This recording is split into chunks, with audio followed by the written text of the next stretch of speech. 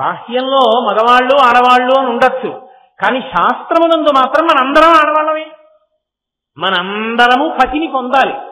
పతిని పొందలేదనుకోండి ఆమె బరువు అయిపోతుంది. పుట్టింటి వాళ్ళకి అన్నాళ్ళకి పెళ్ళవలేదనుకోండి ఏది ఇలా ఉండిపోయిందంట.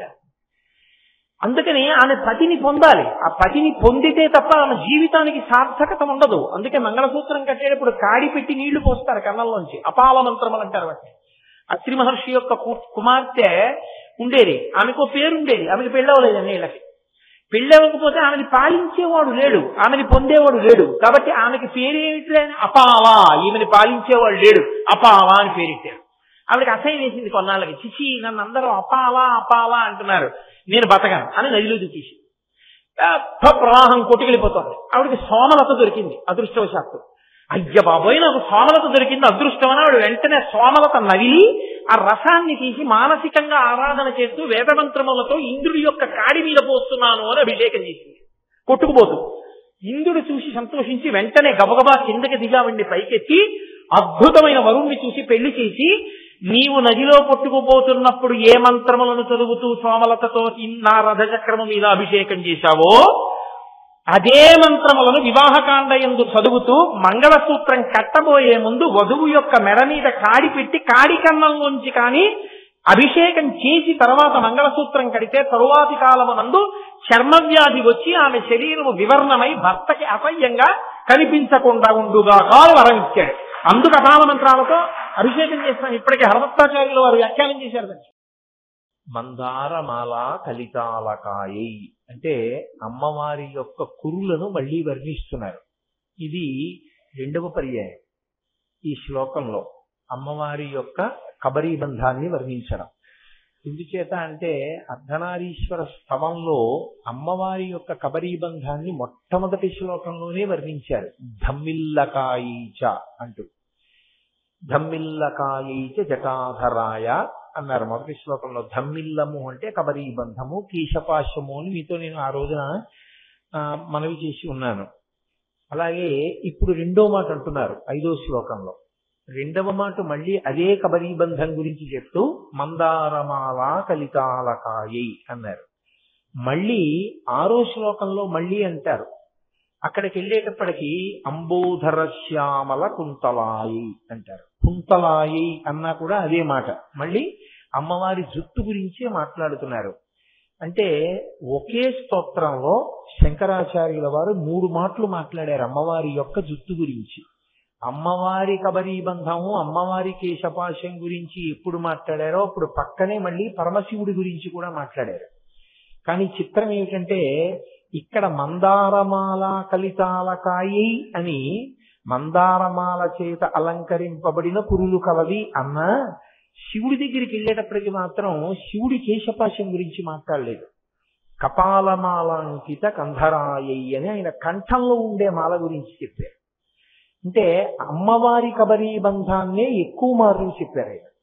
పరమశివుడి జటాజూటం చెప్పడం కన్నా అమ్మవారి జుట్టు గురించే ఎక్కువ మార్లు మాట్లాడారు. 3 మార్లు పేర్కొన్నారు. ఎందుకు శంకరులు అలా చెప్పి ఉండాలి? అసలు శంకరుల సాహిత్యంలో శంకర వాంగ్మయమునందు ఒక ప్రత్యేకత ఉంటుంది. వారు ఏదైనా మాట్లాడారు అంటే తక్కెట్లో పెట్టి తూచినట్టే ఉంటుంది. నేను మీతో అనేక పర్యాయములు చెప్పాను, ఒక అక్షరాన్ని మార్చడం కూడా మనకి సాధ్యం కాదు. అంత అద్భుతమైనటువంటి సాహిత్యం. చెప్పింది చెప్పడం కానీ అసలు క్షేత్రం పేరు కూడా వాడరు శంకరాచార్యుల వారు. పిలిచేటప్పుడు కూడా సంబోధన యందు కూడా అనేక పేర్లు వాడరు. ఏదో ఒక్క పేరో 2 పేర్లో 5 పేర్లో 10 పేర్లో సౌందర్యలహరి అంతా కలిపి ఆయన పిలిచిన పేర్లు అమ్మవారిని మహా అయితే ఓ 10 20 అంతే.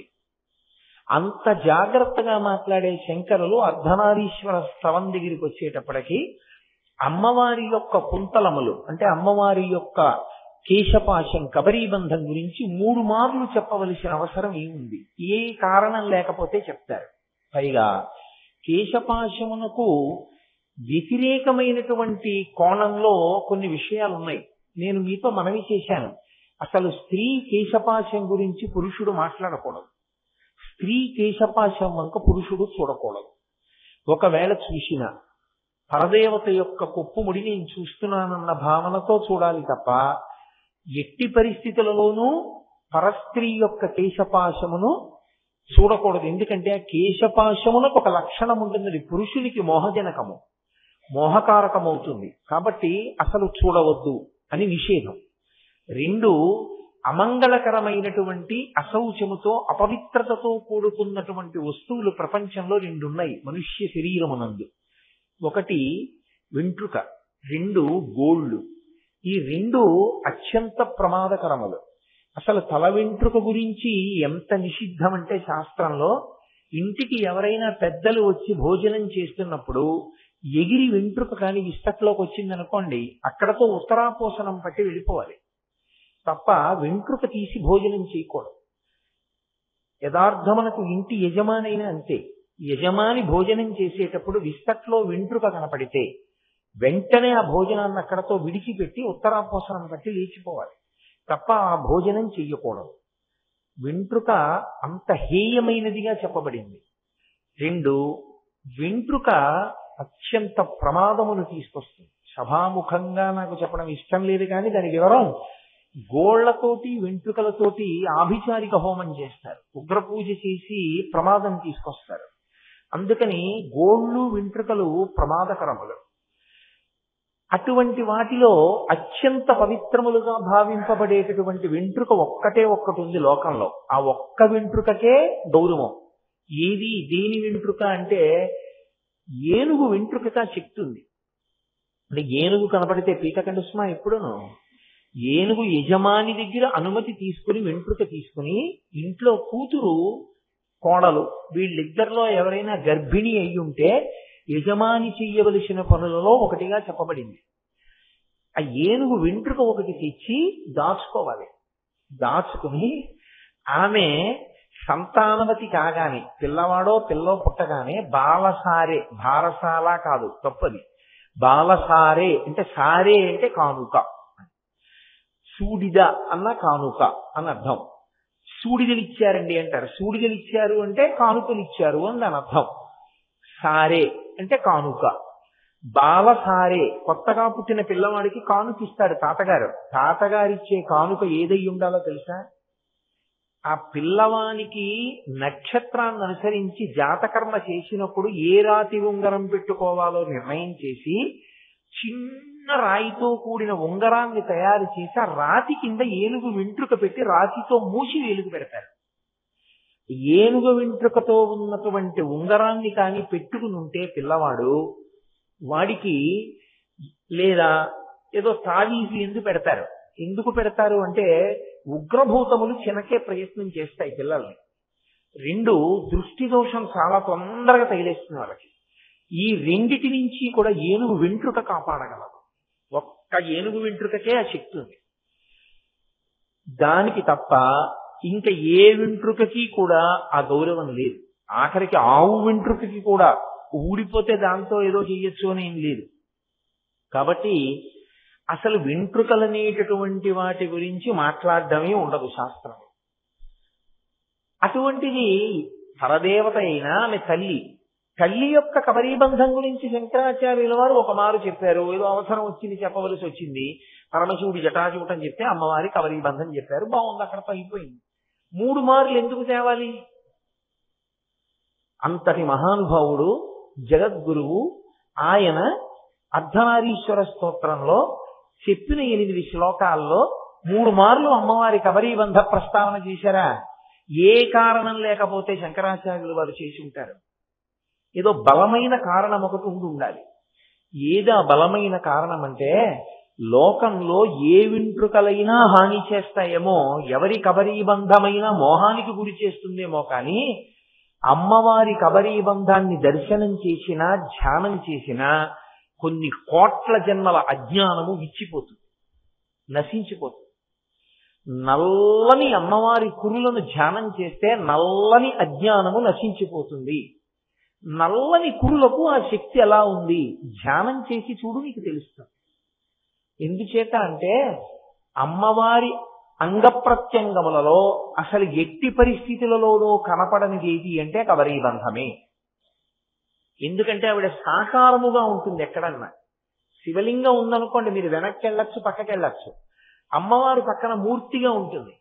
అమ్మవారు సాకారంగా ఉంటుంది కాబట్టి ఆవిడ వెనక కూర్చుని పూజ చేయకూడదు. సాకార మూర్తులకు పృష్ఠభాగ పూజ లేదు, అభిముఖంగానే. అది కూడా ఎదురుగుండా కూర్చుని పూజ చేయకూడదు, ఓ పక్కకి కూర్చుని పూజ చేయాలి ఎప్పుడు చేసినా. కాబట్టి అమ్మవారి కబరీబంధం మీకు అసలు కనపడదు, వెనక్కి వెళ్ళరు. కాబట్టి ఒక దేవాలయంలోనైనా మీరు అమ్మవారి వెనక్కి ఎందుకు వెడతారు? కాబట్టి కనపడదు. ఒకవేళ ఏదో శివలింగానికి వెనకాల కూర్చున్నప్పుడు అక్కడ కూడా నేను ఇలా వెనక్కి తిరిగి చూశానండి అంటారేమో. కబరీబంధం వేసేసి దాని మీద కిరీటం పెట్టేస్తారు. కిరీటం పెట్టి చంపకాశోక పున్నాగ సౌగంధికల సత్కచాని కదా, పెద్ద పెద్ద పువ్వుల దండలు తురిమేసుకుంటుంది ఆవిడ. కాబట్టి అసలు ఆ కబరీబంధం కనపడదు. ఆ కబరీబంధమే ధ్యానమునకు యోగ్యం. అమ్మవారి కబరీబంధం గాని కనపడిందా ధ్యానంలో, వాడు తరించిపోయాడని లెక్క. వాడి అజ్ఞానం ఇచ్చిపోయింది, వాడు అక్కడతో మోక్షానికి అధికారి అయిపోతాడు. కాబట్టి శంకర భగవత్పాదులు జ్ఞాన మార్గములో ఉన్నటువంటి ఆచార్య పురుషులు. కాబట్టి వారు ఎప్పుడూ కూడా జాతికి జ్ఞానమును ప్రదానం చేసే ప్రయత్నంలో ఉంటారు. అందరికీ జ్ఞానం అందించాలి. కాబట్టి మనుష్య పుట్టుక యొక్క ప్రధాన ప్రయోజనము మళ్లీ పుట్టకుండా కావలసినటువంటి జ్ఞానమును పొందడమే. కాబట్టి దానికి సులభ మార్గము అమ్మవారి కబరీబంధ దర్శనమే. కాబట్టి 3 మార్లు కబరీబంధ ప్రస్తావన చేశారు. 3 సత్యము కనుక ఇది పరమ సత్యం అని చెప్పడానికి. అందుకే మనం ఎప్పుడైనా సత్యం అని చెప్పవలసి వస్తే 3 మార్లు వాడతాం ఆ మాటని. ఓం శాంతి శాంతి శాంతి, ఓం కేశవాయి స్వాహ, ఓం నారాయణాయి స్వాహ, ఓం మాధవాయి స్వాహ. 3 ముళ్ళు.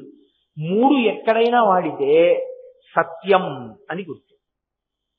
3 మార్లు స్తోత్రంలో వాడారు అంటే అమ్మవారి కబరీబంధ దర్శనం ఎవరు చేస్తున్నారో వాళ్ళకి సౌభాగ్యాదులు కలగడమే కాదు, ఇక జన్మరాహిత్యము కూడా కలుగుతుంది. అంత శక్తివంతము. కాబట్టి జ్ఞాన మార్గాచార్యులు కనుక, వారు అద్వైతాన్ని ప్రచారం చేసిన మహాపురుషులు కనుక, భక్తి కూడా స్వస్వరూపానుసంధానమే అని ప్రతిపాదించినటువంటి మహాపురుషులు కనుక కబరీబంధాన్ని 3 శ్లోకాల్లో ప్రస్తావించారు. లేకపోతే శంకరులకు 3 మార్లు దాన్ని ప్రస్తావించవలసిన అవసరం లేదు. అంటే జగద్గురువుగా శంకరాచార్యుల వారు మన కొరకు ఎంత తాపత్రయపడ్డారు అన్నది స్తోత్రంలో మనకి ఆవిష్కృతమవుతుంది. అందుకే పెద్దలు ఒక మాట చెప్తారు, మాతృదేవో భవ శాస్త్రమే, పితృదేవో భవ శాస్త్రమే, ఆచార్య దేవో భవ శాస్త్రమే. మాతృదేవో భవ, పితృదేవో భవ, తర్వాత ఆచార్య దేవో భవ. ఆచార్యుడు చేసే ఉపకారం ఏమిటి? గురువు ఏం చేస్తారు ఉపకారం? ఆచార్యుడు అంటే వైష్ణవులని కాదు నా ఉద్దేశం. ఆచార్యులు అంటే అర్థం ఏంటంటే శాస్త్రమును తెలుసుకుని ఆచరించి చూపిన వారిని ఆచార్యుడు అని పిలుస్తారు. అందుకే శంకరాచార్య, భీష్మాచార్య, ద్రోణాచార్య, కృపాచార్య. అశ్వత్థామకి ఆచార్య లేదు, ఆచరించలేదు. కాబట్టి ఎవరు శాస్త్రాన్ని తెలుసుకుని ఆచరించారో వాళ్ళందరూ ఆచార్యులే. శంకరాచార్య, చంద్రశేఖరేంద్ర సరస్వతి పరమాచార్య, భారతీ తీర్థస్వామి ఆచార్య. ఆచార్య అంటే శాస్త్రమును తెలుసుకుని తాను ఆచరించి లోకములకు బోధించిన వాడు. రమణ మహర్షికి ఆచార్య ఉండదు, ఎందుకంటే వారు గురువు. గురువు ఆచరించవచ్చు, ఆచరించకపోవచ్చు ఆ జ్ఞానమును పొందిన తరువాత. ఆయన ఆచరించి చూపించిన వారు కాదు రమణులు. అంత మాత్రం చేత తక్కువ వారు అనకూడదు. వారు కూడా బ్రహ్మమును తెలుసుకుని బ్రహ్మముగా నిలబడిన వారే. కానీ ఆచారయతి, ఆచరించి చూపించిన వాడు శాస్త్రమునకు కట్టుబడతాడు. కట్టుబడితే ఆచార్య అని పిలుస్తారు. ఇప్పుడు శంకరాచార్య వారు ఆచారమునకు కట్టుబడ్డారు. శంకరాచార్యుల వారు లోకమునకు మార్గదర్శనం చేయించడానికి. ఆచార్యుడు చేయు ఉపకారం ఏమి? తల్లి తండ్రి ఏ శరీరం ఇచ్చారో అటువంటి శరీరాన్ని మళ్లీ పొందవలసిన అవసరం లేకుండా జ్ఞానం ఇచ్చాడు. అందుకే తల్లి తండ్రి చేసిన ఉపకారం కన్నా గొప్ప ఉపకారం ఎవరు చేస్తారంటే ఆచార్యుడు చేస్తారు. అంత ఉపకారం చెయ్యవలసిన స్థానంలో కూర్చుని ఉన్నవాళ్ళను నేనన్న విషయాన్ని గుర్తిరిగిన మహాపురుషులు కనుక, జగద్గురువులు కనుక, వారు వారి స్తోత్రంలో జ్ఞానమునకు కారకమైన అమ్మవారి కబరీబంధ దర్శనాన్ని 3 మార్లు ప్రస్తావించారు. అందుకని ఆ శ్లోకంలో ప్రారంభం చేస్తూనే మందారమాల కలితాలకాయి అంటారు. శంకరులు ఒక్క మాట ప్రయోగించారంటే ఎంతో నిగూఢార్థం ఉంటుంది అందులో. ఆయన అంటున్నారు, అమ్మా నీ కబరీబంధమునందు మందారమాల అలంకరింపబడి ఉంటుంది. మందారమాల అంటే మనం మందార పూలు అని పిలుస్తామే, ఎర్రగా ఉంటాయి. ఆ మందార పూలు కావు. ఆ మందారమునకు యథార్థమునకు సువాసన ఉండదు, దానికి ఏమి వాసన ఉండదు ఆ మందార పువ్వుకి. మందారము అని దేనికి పేరంటే స్వర్గలోకమునందు 5 దేవవృక్షములు ఉంటాయి. ఈ 5 దేవవృక్షములకు ఉండేటటువంటి పువ్వులకు ఒక ప్రత్యేకమైన లక్షణం ఉంటుంది. అందులో మొట్టమొదటి దాని పేరు ఏది అంటే మందారము.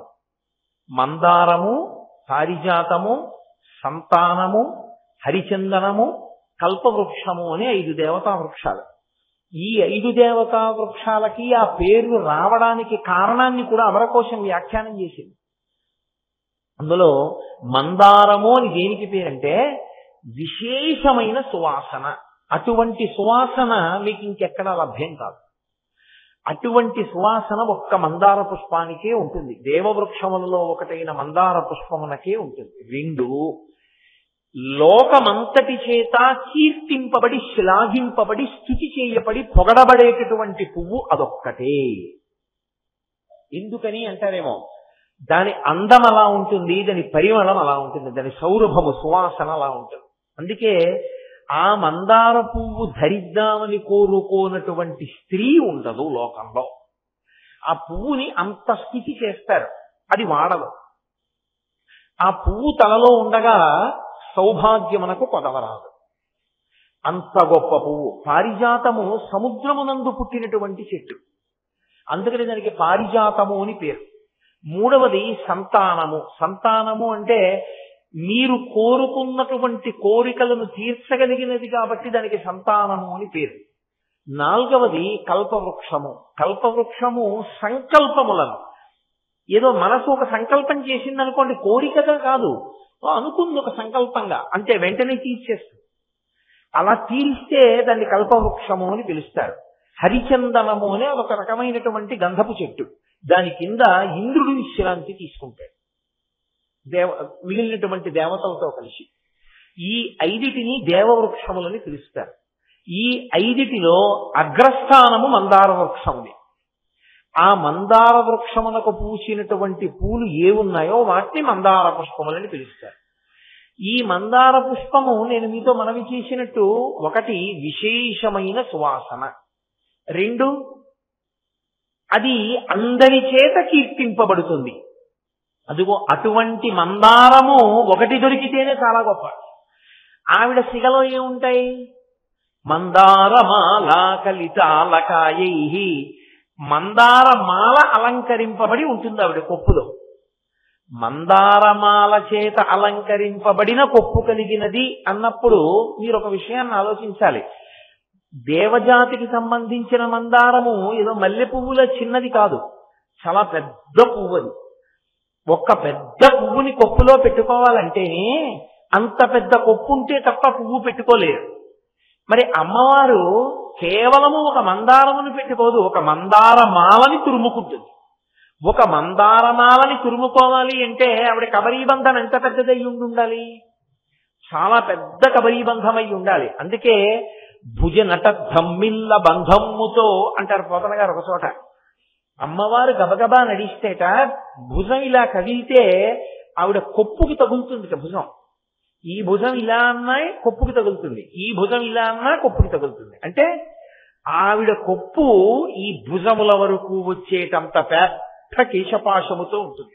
అంత పెద్ద కొప్పు, అంత పెద్ద జుట్టు, అంత పెద్ద జుట్టు మీద అన్ని రకాల పువ్వులు అలంకరింపబడి ఉంటాయి. అటువంటి మందారమాలతో అలంకరింపబడిన కొప్పు కలదానా? ఇప్పుడు నేను ఇలా చెప్తున్నాను అనుకోండి, మీరు నేను మందార పువ్వు చూసినా చూడకపోయినా మీకు లీలామాత్రంగా పెద్ద కొప్పు, అందులో ఏదో ఒక మందారమాల తురుముకున్నట్టు మీకు భావనాగోచరమైందా? అదే శంకరాచార్యుల వారికి కావాలి.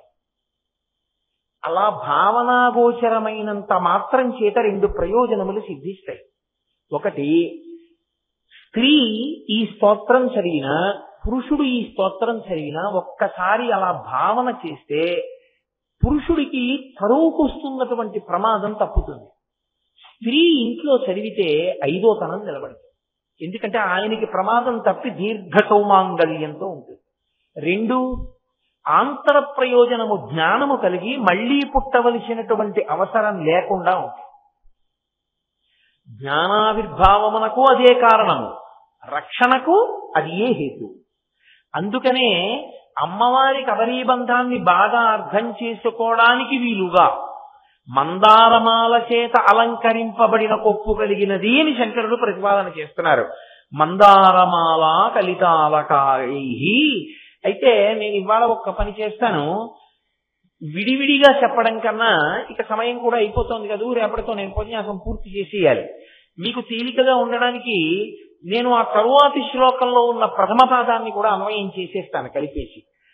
తరువాతి శ్లోకంలో మొదటి పాదం ఏమిటి? అంబోధర శ్యామల కుంతలాయై. అంబోధర శ్యామల కుంతల అంటే కుంతలములు అంటే వెంట్రుకలు. అమ్మవారికి కేవలము వెంట్రుకల సంబంధంగా కొన్ని పేర్లున్నాయి.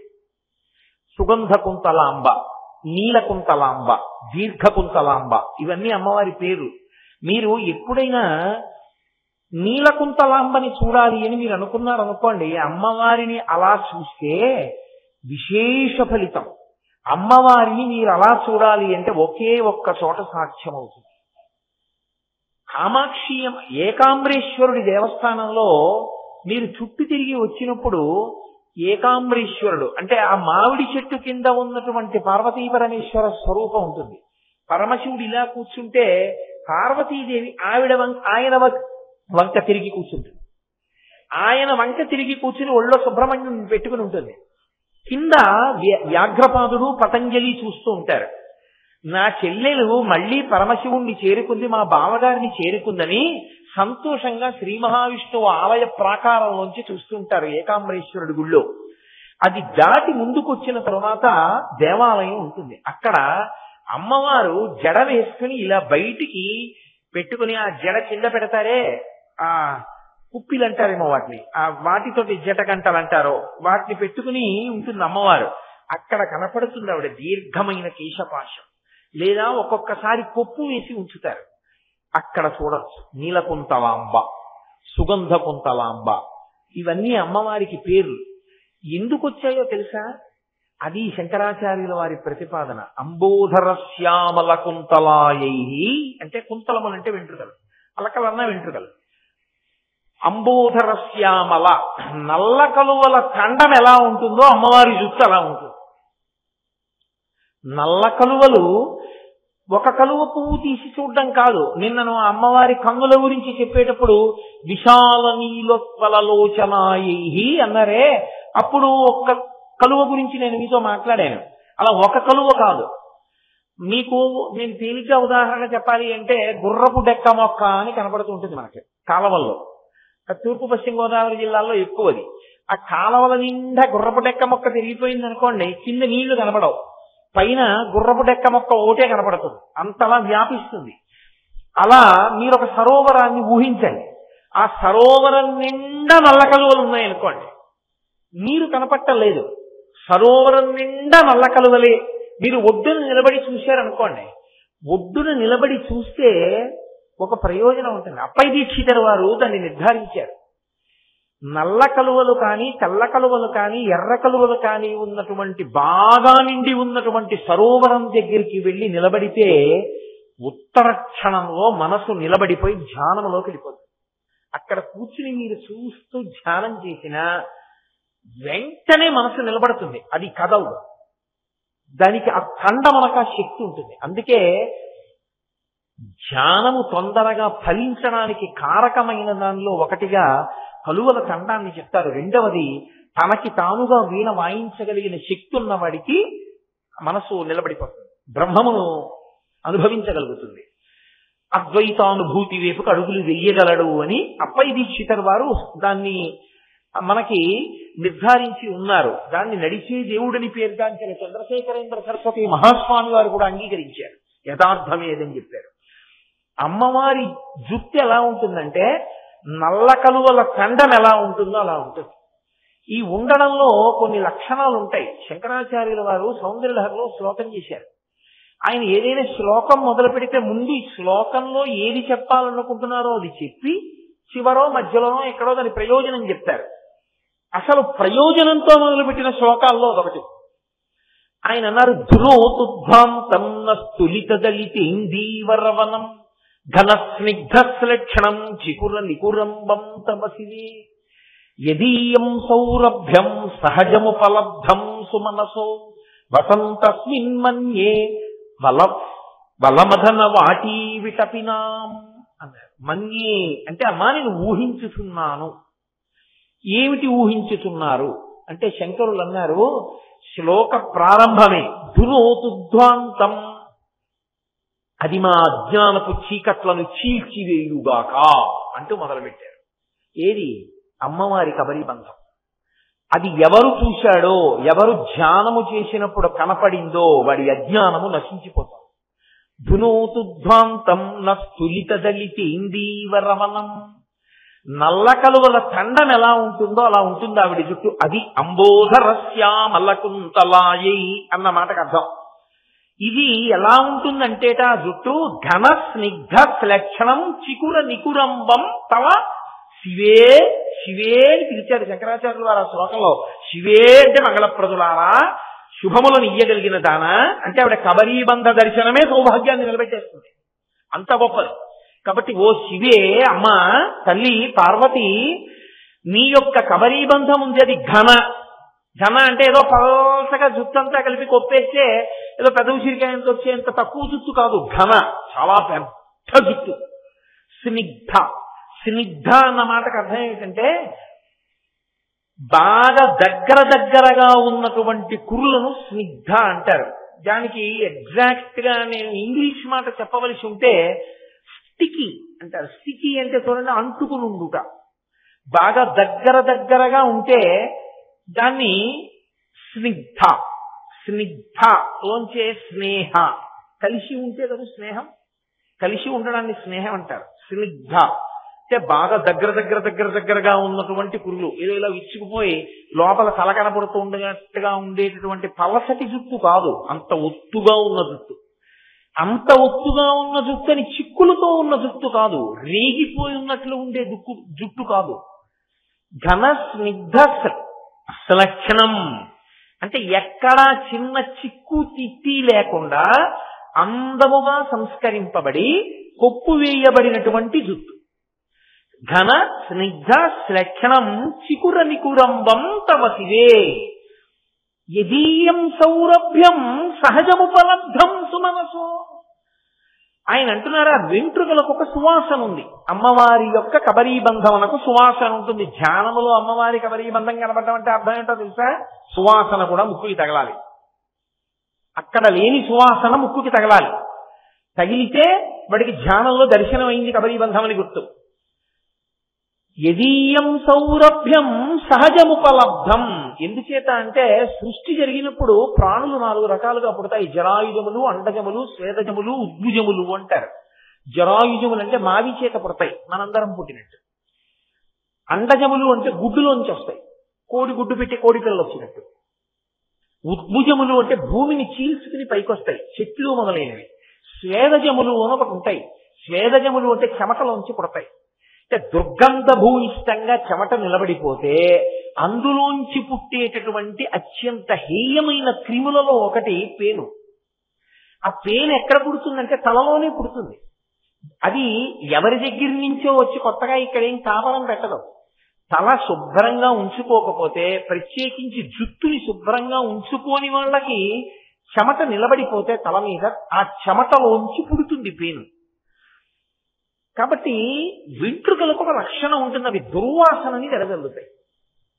ఆ వెంట్రుక కానీ ఎప్పుడు చెమటతోటి నూనె జిడ్డుతోటి కలిసి ఉండడం వల్ల అది అసహ్యకరమైన వాసన వస్తుంది వెంట్రుక. అటువంటి వెంట్రుకలు ఏవైతే ఉన్నాయో అవి లోకంలో ఉన్న వాళ్ళందరి వెంట్రుకలు దుర్వాసనలు వెదజల్లుతాయి. ఒక్క అమ్మవారి వెంట్రుకలు మాత్రం తమంత తాము సహజముపలబ్ధం సుమనసో. శంకరాచార్యుల వారు ఎంత జాగ్రత్త తీసుకున్నారో చూడండి. సహజ అంటే రోజు పువ్వులు పెట్టుకుంది కదండి, మందార పువ్వులు అవిని, మరి అందుకని ఆ వాసన పట్టుకుందండి ఆవిడ జుత్తుకి, అందుకని వాసన వస్తోంది తప్ప అది వెంట్రుకల యొక్క సహజమైన వాసన కాదంటారేమో. కాదు, సహజముపలబ్ధం సుమనసో. అమ్మా, అది నీ వెంట్రుకలకి సహజంగా ఉంటుందా సువాసన? ఇది చూసిక సుమనసో వసంతస్మిన్ మన్యేవలమధనవాటీ విటపినాం. ఇంద్రుని యొక్క స్వర్గలోకం దేవలోకంలో ఉండేటటువంటి దేవవృక్షములు మందారము, పారిజాతము, హరిచందనము, సంతానము, కల్పవృక్షము మొదలైన 5 చెట్లకు పూసిన పువ్వులు కూడా మనసులో అనుకుంటాయిట, అందరూ మమ్మల్ని పెట్టుకోవాలనుకుంటారు, మా సువాసన చూడాలనుకుంటారు, మాకు ఓ కోరికుంది, ఎప్పుడైనా మా పువ్వుల్లో ఒక పువ్వు పార్వతీదేవి పెట్టుకుంటే బాగుండు అనుకుంటాయిట. ఎందుకు? ఆవిడ జుత్తు సువాసన మనం చూడాలని అవి అనుకుంటాయిట. అమ్మా, అంత గొప్ప కేశపాశం అమ్మా నీది అన్నారు శంకరాచార్య. దాన్ని ఇక్కడికి తీసుకొచ్చి అంబోధరశ్యామల కుంతలాయి, దాన్ని ముందుకు తీసుకెళ్లి చూపించినప్పుడు మందారమాల కలితాలకాయి అని 2 సార్లు మళ్ళీ ఆ మొట్టమొదటి ధమ్మిల్లకాయైచ అన్న తర్వాత 2 మాటలు ప్రస్తావించారు 5, 6 శ్లోకముల యందు. అయితే ఇలా ఉంటుందా అండి అంటే దాన్ని ఎందుకంత వర్ణన చేయవలసిన అవసరం వచ్చిందంటే, నేను మీతో మనవి చేశాను, ఒక్క కబరీబంధము ఎవ్వరికీ కనపడదు. కనపడని కబరీబంధము ఏదుందో అది కనపడిందా వాడి జన్మ సాఫల్యం. అది కనపడాలి అంటే ఎవడు అంతకముందు దర్శనం చేశారో వారే దాన్ని వర్ణించాలి, వర్ణించి లోకానికి ఉపకారం చెయ్యాలి. అప్పుడు మనసు పట్టుకోగలుగుతుంది, ఆలంబనం దొరుకుతుంది. అందుకని అయ్యో నేను లోకానికి ఉపకారం చెయ్యాలి, అన్యోన్య దాంపత్యము అన్న మాటకు అర్థం కేవలం భోగాలు అనుభవిస్తూ తెచ్చిపోమ్మనే. సంసారమునందు చిట్ట చివర పొందవలసిన సుఖం ఏది అంటే వైరాగ్య సుఖమును పొందాలి. భర్తని భార్య ఎందుకు అనుగమించాలంటే చిట్ట చివరికి ఇద్దరు ఏ సుఖాన్ని పొందాలి అంటే వైరాగ్య సుఖం పొందాలి. అన్ని సుఖములకు ఆలవాలం ఎవరంటే భార్యే. నేను ఇంకంతకన్నా విడమర్చి చెప్పక్కర్లేదు. ఓ అమ్మ తర్వాత అమ్మలా అన్నం పెట్టినా, సంతానం కలిగినా, ఏదైనా సంతోషం అనుభవించినా, మాట్లాడినా, శాంతి పొందినా భార్య దగ్గరే. శాంతి స్థానము, భోగస్థానము, సుఖస్థానము భార్యకి భర్త, భర్తకి భార్య. అలా సుఖాలు భోగాలు అని అనుభవిస్తూ కూర్చుంటే ఇంకెందుకు అదిక్కుమాలి దాంపత్యం? కాదు, ఎక్కడో అక్కడ ఒక ప్రశ్న వేసుకోవాలి. ఈ సుఖములు సుఖములా? ఈ సుఖములు సుఖములైతే ఇవి దుఃఖముగా ఎందుకు కనిపిస్తున్నాయి? బొబ్బట్టు తినడం సుఖమైతే 5 బొబ్బట్లు తిన్నాక అబ్బా వద్దని ఎందుకు అనిపిస్తోంది? కాబట్టి ఇది కాదు సుఖము. ఆనందమని ఇంకొకటి ఉంది, పరమేశ్వరుడు. దాన్ని పొందాలి మనం అనేటటువంటి భావన ఒకటి కలగాలి. అదిగో అది వైరాగ్య సుఖము అంటారు. వైరాగ్య సుఖము అన్న మాటకు అర్థం ఏంటంటే మీకు అనుకూలమైంది జరిగితే సుఖంగా అనిపిస్తుంది, మనసుకి అనుకూలముగా లేనిది జరిగితే దుఃఖము అనిపిస్తుంది. సుఖము కలిగినా దుఃఖము కలిగినా ఒకలాగే అనిపిస్తే వైరాగ్య సుఖం అంటారు. దానికి సరి అయిన ఉదాహరణ గాలి. గాలి చూడండి ఇలా వెళ్ళిపోతూ ఉంటుంది. అక్కడ మల్లె పందిరి ఉంది, మల్లెపూలు ఉన్నాయి, గాలి మల్లెపూల మీదకి వెళ్ళింది. అటు కూర్చున్న వ్యక్తి అన్నాడు, అబ్బా ఎంత మంచి గాలో, ఎంత సువాసనో అన్నాడు. మల్లెపూలకి తగిలింది కాబట్టి గాలికి ఆ వాసన వచ్చింది. అందరూ మన మెచ్చుకుంటున్నారు, మల్లె పందిరి మీద నుంచి వెడితేనని గాలి మల్లె పందిరి మీదే తిరుగుతూ వెడుతుందా? వెళ్ళదు, ఇంకొంచెం ముందుకెడుతుంది. వెళ్ళేటప్పటికి నేను రోజు యానం వస్తూ చూస్తాను, చొల్లంగి దగ్గర రోడ్డుకి 2 పక్కల ఆకాశంలో తారకలు మెరుస్తున్నట్టుగా మెరుస్తుంటాయి చేపలు. వాటి నుంచి విశేషమైన దుర్గంధం వస్తుంది. గాలి ఆ కుళ్ళిపోయిన చేపల నుంచి వెళ్ళినప్పుడు బా అని కాసేపు ఆ ముక్కు మూసేసుకుంటాం. ముక్కు మూసేసుకోవడం అంటే వాయువుని లోపల కాసేపు నిలబెడతాం, అది విడిపోయేంత వరకు. వీళ్ళు అలా అంటున్నారని గాలి ఏమైనా బెంగెట్టుకుంటుందా? మల్లె పందిరి మించి వెళ్ళినప్పుడు మురిసిపోదు, ఎండు చేపల మించి వెళ్ళినప్పుడు కుంగిపోదు. రెండిటి ఎందు గాలి అలాగే ఉంటుంది. మీరు సుగంధమన్నా పొంగిపోదు, అది దుర్గంధమన్నా దానికి ఏమీ బాధలేదు. రెండిటి యందు సమానముగా ఉండేటటువంటి గాలి ఎటువంటిదో అలా సుఖదుఖముల యందు ఒకలాగే ఉండగలిగిన స్థితిని పొందినదేదో అది వైరాగ్య సుఖము. అప్పుడు మనసుకి అనుకూలత ప్రతికూలత రెండు లేవు. అలాంటి వాడెవడో వాడు నాకు ఇష్టుడు అన్నాడు కృష్ణ పరమాత్మ. తుల్య నిందా స్తుతిర్మౌని సంతుష్టో ఏనకేనచిత్ అనికేత స్థిరమతి భక్తిమాన్మే ప్రియో నరః. వాడే నాకు ఇష్టమైన వాడు అన్నాడు. అది సాధించడానికి ప్రయత్నం చెయ్యాలి.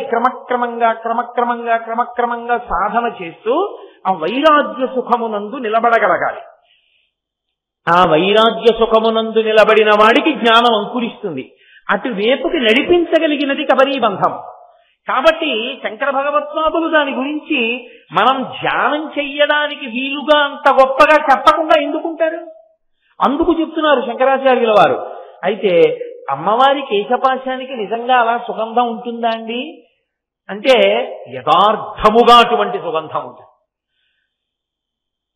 నేను మీతో ఒక యథార్థాన్ని మనవి చేయాలి అంటే, అమ్మవారిని అద్భుతంగా అంటే పరమభక్తితో ఆరాధించగలిగినటువంటి భక్తి తత్పరులు పూజ చేసేటటువంటి మందిరంలోకి మీరు ఎప్పుడైనా వెళ్ళి చూశారో లేదో నాకు తెలియదు. నేను మీకు ఒక ఉదాహరణ చెప్పాను గత ప్రసంగాల్లో ఒక పూజ గురించి. అటువంటి వారు పూజ చేసి బయటికి వచ్చేసిన మందిరంలో కేవలముగా అక్షతలు ఒకటే వాళ్ళు పూజలో వాడి బయటికి వెళ్ళిపోయినా, మరునాడు పొద్దున్న పూజ గది తలుపులు తెరిచినా సరే మీరు ఆ సువాసనలకు అలా నిలబడిపోతారు. అటువంటి సువాసనలు వస్తాయి. అమ్మవారు అలా ఉండదు అని, అలా కుదరదు అని మీరు అనుకోవద్దు. తల్లి అనేక చోట్ల అనేక విచిత్ర విన్యాసాలు చేస్తుంది. ఇప్పటికీ శ్రీశైలంలో అరణ్యంలో ఇష్టకామేశ్వరి అని ఉంటుంది. మీలో కొంతమంది చూసి ఉంటారు. ఇష్టకామేశ్వరి దర్శనం చేసి ఉంటారు. అమ్మవారి నుదురు దగ్గరికి వెళ్ళి ఇలా వేలుతో ముట్టుకుంటే మెత్తగా అలా లోపలికి వెడుతుంది. మనిషి శరీరం ఎలా ఉంటుందో అలాగే వెడుతుంది. ఆవిడ ఇష్టకామేశ్వరి అలాగే ఉంటుంది. ఇష్టకామేశ్వరి మూర్తి మీకు ఇంకెక్కడ కనపడదు. అక్కడ చేతిలో శివలింగం పట్టుకుని ఉంటుంది. అలాగే శ్రీశైలంలో అక్కమ్మ మహాదేవి దేవాలయము అని ఉంటుంది. చాలా జాగ్రత్తగా పాకుతూ పైకెక్కాలి. అక్కడికి వెళ్ళి నిలబడితే అటువంటి సుగంధపు వాసనలు ఎక్కడా ఉండవు అంటారు. అటువంటి సువాసనలు వెదజల్లుతూ ఉంటుంది. కాబట్టి ఉంటుంది లోకంలో, కానీ మనకి అనుభవమునందు అది తెలియకపోవచ్చు. కాబట్టి అమ్మవారి జుట్టుకి సహజ సుగంధం, సహజముపలబ్ధం సుమనసో, తల్లి నీ యొక్క కేశపాశమునకు సహజమైన సుగంధమున్నది. శ్రీకాళహస్తి మాహాత్మ్యము అని దూర్జటి ప్రత్యేకంగా ఒక గ్రంథాన్ని చేశారు. అద్భుతమైన గ్రంథం. మహానుభావుడు ఎంత గొప్ప రచన చేశారో. అందులో ప్రత్యేకంగా ఒక ఆఖ్యానం ఉంది. ద్రవిడ దేశంలో అంటే తమిళనాడులో, ఇప్పుడంటే తమిళనాడు అంటున్నాం, మధురై అని ఒక రాజ్యం. ఇక్కడ మీనాక్షి అమ్మవారు కొలువై ఉంది. మీనాక్షి అమ్మవారు కొలువై ఉన్నటువంటి మధురై రాజ్యాన్ని పాండ్యరాజు పరిపాలిస్తున్నాడు. పాండ్యరాజు పరిపాలించేటటువంటి కాలంలో అక్కడ ఒక విచిత్రం జరిగింది. అగస్త్య మహర్షి వచ్చారు. ఆయనే ద్రవిడ భాషకంతటికీ కూడా ఆధారమైన వారు ఆయనే. అటువంటి అగస్త్య మహర్షి అక్కడికి వచ్చి ఒక శంఖ పలకాన్న దాన్ని తయారు చేశారు. ఆయన తపశ్శక్తితో తయారు చేసి పాండ్యరాజుకు బహూకరించారు. ఆయన ఇచ్చి ఒక మాట చెప్పారు. ఈ శంఖ పలకమునకు ఉన్నటువంటి గొప్పతనం ఏమిటో తెలుసా? సరస్వతీ సమానుడైనటువంటి కవి, తన కవిత్వమునకు ప్రయోజనము లోకమునకు ఇవ్వగలిగినటువంటి కవి దీని మీద కూర్చోవడానికి అర్హత పొందుతాడు. ఒకవేళ ఒకడికన్నా ఎక్కువ ఉంటే, అలాంటి వాళ్ళు ఎంతమంది అయినా సరే ఈ ఫలకం పెరిగి కూర్చోబెట్టుకుంటుంది. ఒకవేళ 10 మంది ఉంటే 10 మందిని కూర్చోబెట్టుకుంటుంది. అలా కూర్చోవడానికి అర్హుడైన వాడు ఒక్కడే అయితే వాడిని ఒక్కడనే కూర్చోబెట్టుకుంటుంది. అందుకే పుస్తక రచన చేసేటప్పుడు పూర్వం అంత జాగ్రత్తగా చూసేవారు. ఒక పుస్తకం ఏదో పుస్తకం రాసేశాను కదా అని చెప్పి ఇష్టం వచ్చినట్టుగా రాసేసి ముద్రణ వేసి లోకానికి వదిలిపెట్టారనుకోండి, అది అజ్ఞానములకు కారణమవుతుంది, సహేతుకంగా చెప్పకపోతే. అందుకే పూర్వం గ్రంథాన్ని రచన చేస్తే రాజులు దాన్ని ఊరేగింపుగా తీసుకొచ్చి మధురైలో మీనాక్షి అమ్మవారి గుళ్ళో సరస్వతీ కోనేరని ఉంది. ఆ కోనేటి దగ్గరికి తీసుకెళ్లి ఆ కోనేటిలో పడేసేవారు. ఆ పుస్తకం వల్ల లోకానికి ప్రయోజనం ఉంటే పైకి తేలేది. అప్పుడు దాన్ని ప్రతులు రాసేవారు. ఆ పుస్తకం మునిగిపోతే దానివల్ల లోకానికి ప్రయోజనం లేదు, అది అప్రమాణికం, దానివల్ల ఉపయోగం లేదంటే మునిగిపోయేది, వదిలిపెట్టి వెళ్ళిపోయేవారు. అంత జాగ్రత్తగా ఉండేది. అందుకే వివేకానందుడు ఒక మాట అంటాడు, ignorance started with printing, poverty started with rupee. దరిద్రం ఎప్పుడు మొదలైందంటే రూపాయలు వచ్చిన తర్వాత. అన్నం బియ్యం, వీడి దగ్గర బియ్యం వాడి దగ్గర చింతపండు ఇచ్చి పుచ్చుకున్నప్పుడు దరిద్రం లేదు. ఎన్ని బియ్యం దాచేసుకుంటావు, ఎంత చింతపండు దాచేసుకుంటావు, ఒకటికొకటి ఇచ్చి పుచ్చుకోవడం వచ్చింది. రూపాయి వచ్చిన తర్వాత దరిద్రం వచ్చింది, దాచుకోవడం వచ్చింది. కాబట్టి ప్రింటింగ్ వచ్చిన తర్వాత అజ్ఞానం వచ్చింది. ఎవడి నోటికి వచ్చింది వాడు రాసి ప్రింట్ వేసి వదిలిపెట్టడం అలవాటైంది. కాబట్టి దానిలో ఒక మంచి ఉంది. మహాత్ముల పుస్తకాలు కూడా లభ్యమవుతున్నాయి. కాబట్టి అమ్మవారి కోనేటిలో వేసేవారు పుస్తకాల్ని. అలా అగస్త్య మహర్షి ద్రవిడ దేశంలో పాండ్యరాజుకు బహూకరించాడు శంఖపలకాన్ని. సరస్వతీ స్వరూపులైనటువంటి కవులుంటే దాని మీద కూర్చోవచ్చు, అది కూర్చోబెట్టుకుంటుంది. 10 మంది ఉంటే 10 మంది కూర్చునేంత పెరుగుతుంది. 20 మంది ఉంటే 20 మంది కూర్చునేంత పెరుగుతుంది. ఎవడు లేకపోతే ఎవరిని కూర్చోబెట్టుకుంటుంది. నీకు ఈ ఫలకాన్ని ఇస్తున్నాను, దీని మీద కూర్చోవడానికి అధికారం ఉన్న వాళ్ళు ఎంతమంది నీ రాజ్యంలో ఉంటారో అంతమంది సరస్వతీ స్వరూపులు ఉన్నారని గుర్తు. ఇప్పుడు ఆ శంఖపలకం మీద కూర్చునేవారు కొంతమంది. అది పరంపరాగతంగా పాండ్యరాజు వంశంలో పూజ చేస్తుండేవారు. ఒకానొకప్పుడు ఆ వంశంలో ఒక రాజు దగ్గరికి వచ్చేటప్పటికీ ఆయన ఆస్థానంలో నక్కీరుడు అని ఒక కవి. ఆ నక్కీరుడు మహానుభావుడు, చాలా గొప్ప కవిత్వం చెప్తాడు. ఆయన కూడా ఫలకం మీద కూర్చునేవాడు. కానీ క్రమక్రమంగా ఏమైందంటే ఆయన అహంకారం మనకది కారణమైంది. అదే సమయంలో క్షామం వచ్చింది, లోకమంతా కరువు వచ్చింది. కారణం ఏమి అంటే మీనరాశిలోకి శనీశ్వరుడు ప్రవేశించాడు. అలా ప్రవేశించకూడదు. అలా ప్రవేశించిన కారణం చేత కరువు వచ్చింది. కరువు వస్తే ఒక ఊళ్ళో శివాలయంలో ఒక అర్చకుడు ఉన్నాడు. అందరూ ఊళ్ళు విడిచిపెట్టి వెళ్ళిపోతున్నారు. పాపం ఏదో తనకున్నదే కొద్దిగా శివుడికి నైవేద్యం పెట్టి పూజ చేసేవాడు. ఆయన అన్నాడు, రోజున శివుడి దగ్గరికి వెళ్ళి, ఆయన ఎప్పుడు శివలింగం అంటే అదో బొమ్మ అనుకోలేదు, పరమేశ్వరుడే అనుకున్నాడు. అనుకుని వెళ్ళి ఆయనతో చెప్పుకున్నాడు, శివ, ఇన్నాళ్ళు నిన్ను కష్టపడి పూజ చేశాను, కానీ కరువు వచ్చింది, ఎవరు లేరు, ఊళ్ళో వెళ్ళిపోయారు. ఇప్పుడు నీకు నైవేద్యం పెట్టడానికి కూడా ఏమీ లేదు, అభిషేకం చేయడానికి నీళ్లు కూడా లేవు, కాబట్టి నేను వెళ్ళిపోతున్నానన్నాడు. ఆ రాజుగారికో నియమం ఉండేది, ఎవరైనా మంచి కవిత్వం చెప్పిన వాడు ఉంటే వాడికి 1000 మాటలు బహూకరిస్తుండేవాడు. శివుడు అన్నాడు శివలింగంలోంచి, నువ్వు ఊరు విడిచిపెట్టి వెళ్ళిపోకు, నేను నీకు పద్యం రాసిస్తాను, ఆ పద్యం పట్టుకెళ్ళి రాజుగారి సభలో వినిపించు, రాజుగారు సంతోషించి నీకు మాడలిస్తాడు, అవి పెట్టి నన్ను పూజ చేయి. శనైశ్వరుడు మీనరాశిలోంచి తొలగిపోతాడు కొంతకాలానికి, మళ్ళీ వర్షాలు పడతాయి, మళ్ళీ కరువు కాటకాలు పోయి సంతోషంగా పంటలు పండినప్పుడు ప్రజలు వచ్చేస్తారు. కాబట్టి నువ్వు అందాక ఆ డబ్బుతో ఆలయంలో ఉండు, ఊళ్ళో ఉండు, వెళ్ళిపోక్కర్లేదన్నాడు. సరే ఇమ్మన్నాడు ఆ పద్యం. శివలింగంలోంచి పరమేశ్వరుడు ఇచ్చాడు. అది పట్టుకుని వెళ్ళాడు ఆయన. పాపం ఆయనకి ఏం తెలుసు, కవిత్వం వచ్చా ఏమొచ్చు, శివుడు ఇచ్చాడు, నమ్మాడు, వెళ్ళాడు. నక్కీరుడు కూర్చుని ఉన్నాడు అక్కడ శంఖపలకం మీద, రాజుగారు కూర్చుని ఉన్నాడు సింహాసనం మీద. అయ్యా నేను కవిత్వం తీసుకొచ్చాను, పద్యం చదువుతానన్నాడు. ఏది చదువు అన్నాడు. ఆయన అన్నాడు, సింధుర రాజగమన ధమ్మిల్ల బంధంబు సహజ సుగంధంబు అన్నాడు. అది పరమశివుడు రాశాడు, ఈయన రాయలేదు. సింధుర రాజగమనాధమ్మిల్ల బంధంబు. సింధుర రాజు అంటే ఏనుగులకి రాజు. నేను మీతో మనవి చేశా కదా, అందమైన నడకకి ఏనుగుని పోలుస్తారు అని. ఆ ఏనుగుల అందంగా నడిచేటటువంటి పర్వతరాజపుత్రి అయిన పార్వతీదేవి యొక్క తల వెంట్రుకలకు సహజమైన సువాసన ఉన్నది అని పద్యం. అది సింధుర రాజగమనాధమ్మిల్ల బంధంబు సహజ సుగంధంబు అని రాశాడు. రాస్తే రాజుగారు చూసి సంతోషించారు. నక్కీరుడు లేచి అన్నాడు, మళ్ళీ చెప్ప పద్యం అన్నాడు. పాపం ఆయనకి ఏం తెలుసు, గుళ్ళో వచ్చేప్పుడు మళ్ళీ చదివాడు పద్యం. చదివితే ఆయన అన్నాడు, తప్పిది చెప్పరా, కవితా సమయంబున ఒప్పుకా, నువ్వు పగిదిం రచయింపవచ్చునే అన విప్రుడు తెల్లబోయి, ఆ పరమేశ్వరుండు ఈ వసుధాదిపుపై రచయించి ఇచ్చే కాని ఏ ఒప్పును తప్పు నేనెరుగా ఓ ఉత్తములారా అనంచు వెల్వడం. అతను పాపం అన్నాడు, అయ్యో నాకేం తెలుసండి, నేను రాసుకు రాలేదు ఈ కవిత్వం, మీరేమో ఇది తప్పు అంటున్నారు. తప్పిది ఒప్పు కాదు, కవితా సమయంబున నొప్పు కాదు. ఈ పగిది పద్యంబు రచయింపవచ్చునే, తప్పు ఇలా రాయిచ్చా. కవితా సమయం అని ఒక లక్షణం ఉంటుంది. ఏది యథార్థమో అదే రాయాలి, లోకానికి ఏది అందుబాటులో ఉంటుందో అది రాయాలి. అంతేకాని ఎక్కడో పార్వతీదేవి వెంట్రుకలకి సువాసన ఉంటే నువ్వు చూసి వచ్చావా? ఎలా రాశావు? కాబట్టి నేను ఒప్పుకోను ఈ పద్యాన్ని, తప్పు. ఇంకెప్పుడు ఇలాంటి పద్యాలు సభల్లోకి వచ్చి చెప్పకు అన్నాడు నక్కీరుడు. రాజు ఊరుకున్నాడు. పాపం అతను చిన్నబుచ్చుకున్నాడు. వాదించడానికి అసలు అతనికి కవిత్వం వస్తేగా, పరమేశ్వరుడు రాశాడని సంతోషంగా వచ్చేసాడు. అది పట్టుకుని చిన్నబోయి ఏడుస్తూ వెళ్ళిపోయాడు గుడికి. వెళ్ళిపోయి శివుడి దగ్గరికి వెళ్ళి అన్నాడు, నేను ఇంతకాలం నిన్ను ప్రార్థించాను, పూజ చేశాను, పోనీలే నువ్వు నాకేమి ఇవ్వకపోతే నాకేం బాధ లేదు.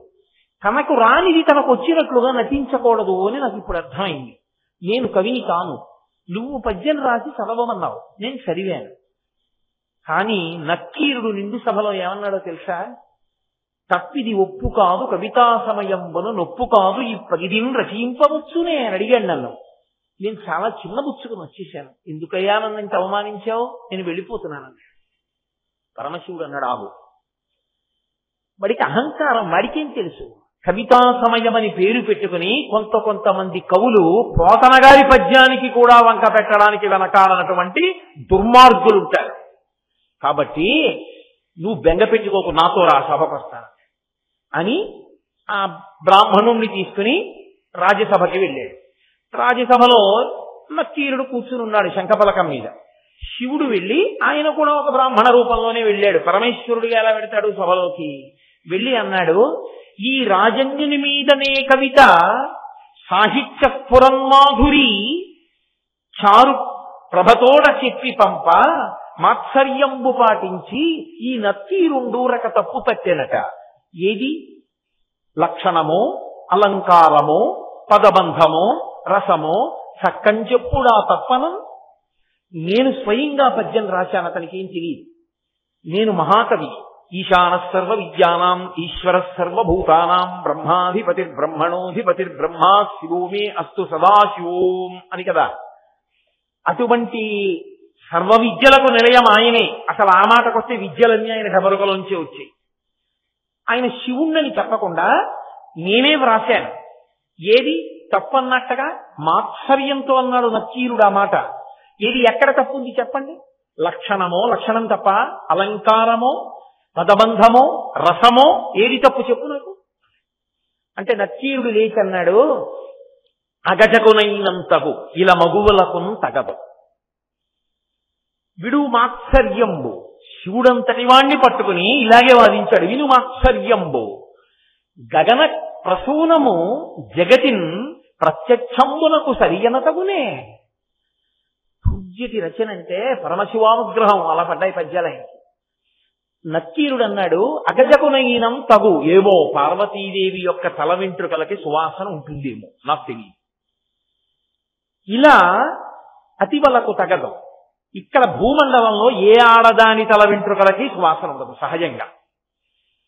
ఆకాశంలో పువ్వు ఉంది అని నువ్వంటే గగన ప్రసూనవాదము, ఆకాశంలో పువ్వు ఉంది అన్నావనుకో, ఉందేమో అనుకోవాలంటే ఉందో లేదో ఎవరైనా తెలుసు.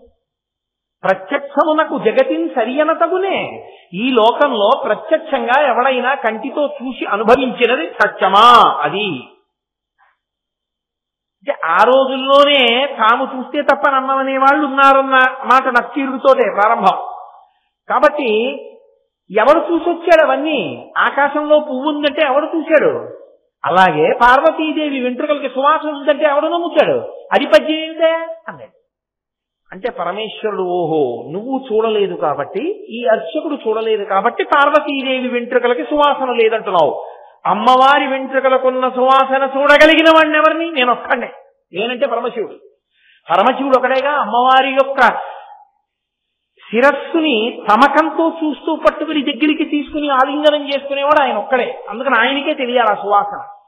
అందుకని ఆయన అన్నాడు, ఎలా చెప్పాలి ఇప్పుడు అని, నీలగ్రీవుండు నిటల నేత్రము చూపెన్. నేనెవరో తెలుసా? మూడో కన్ను చూపిస్తాను పరమేశ్వరుణ్ణి.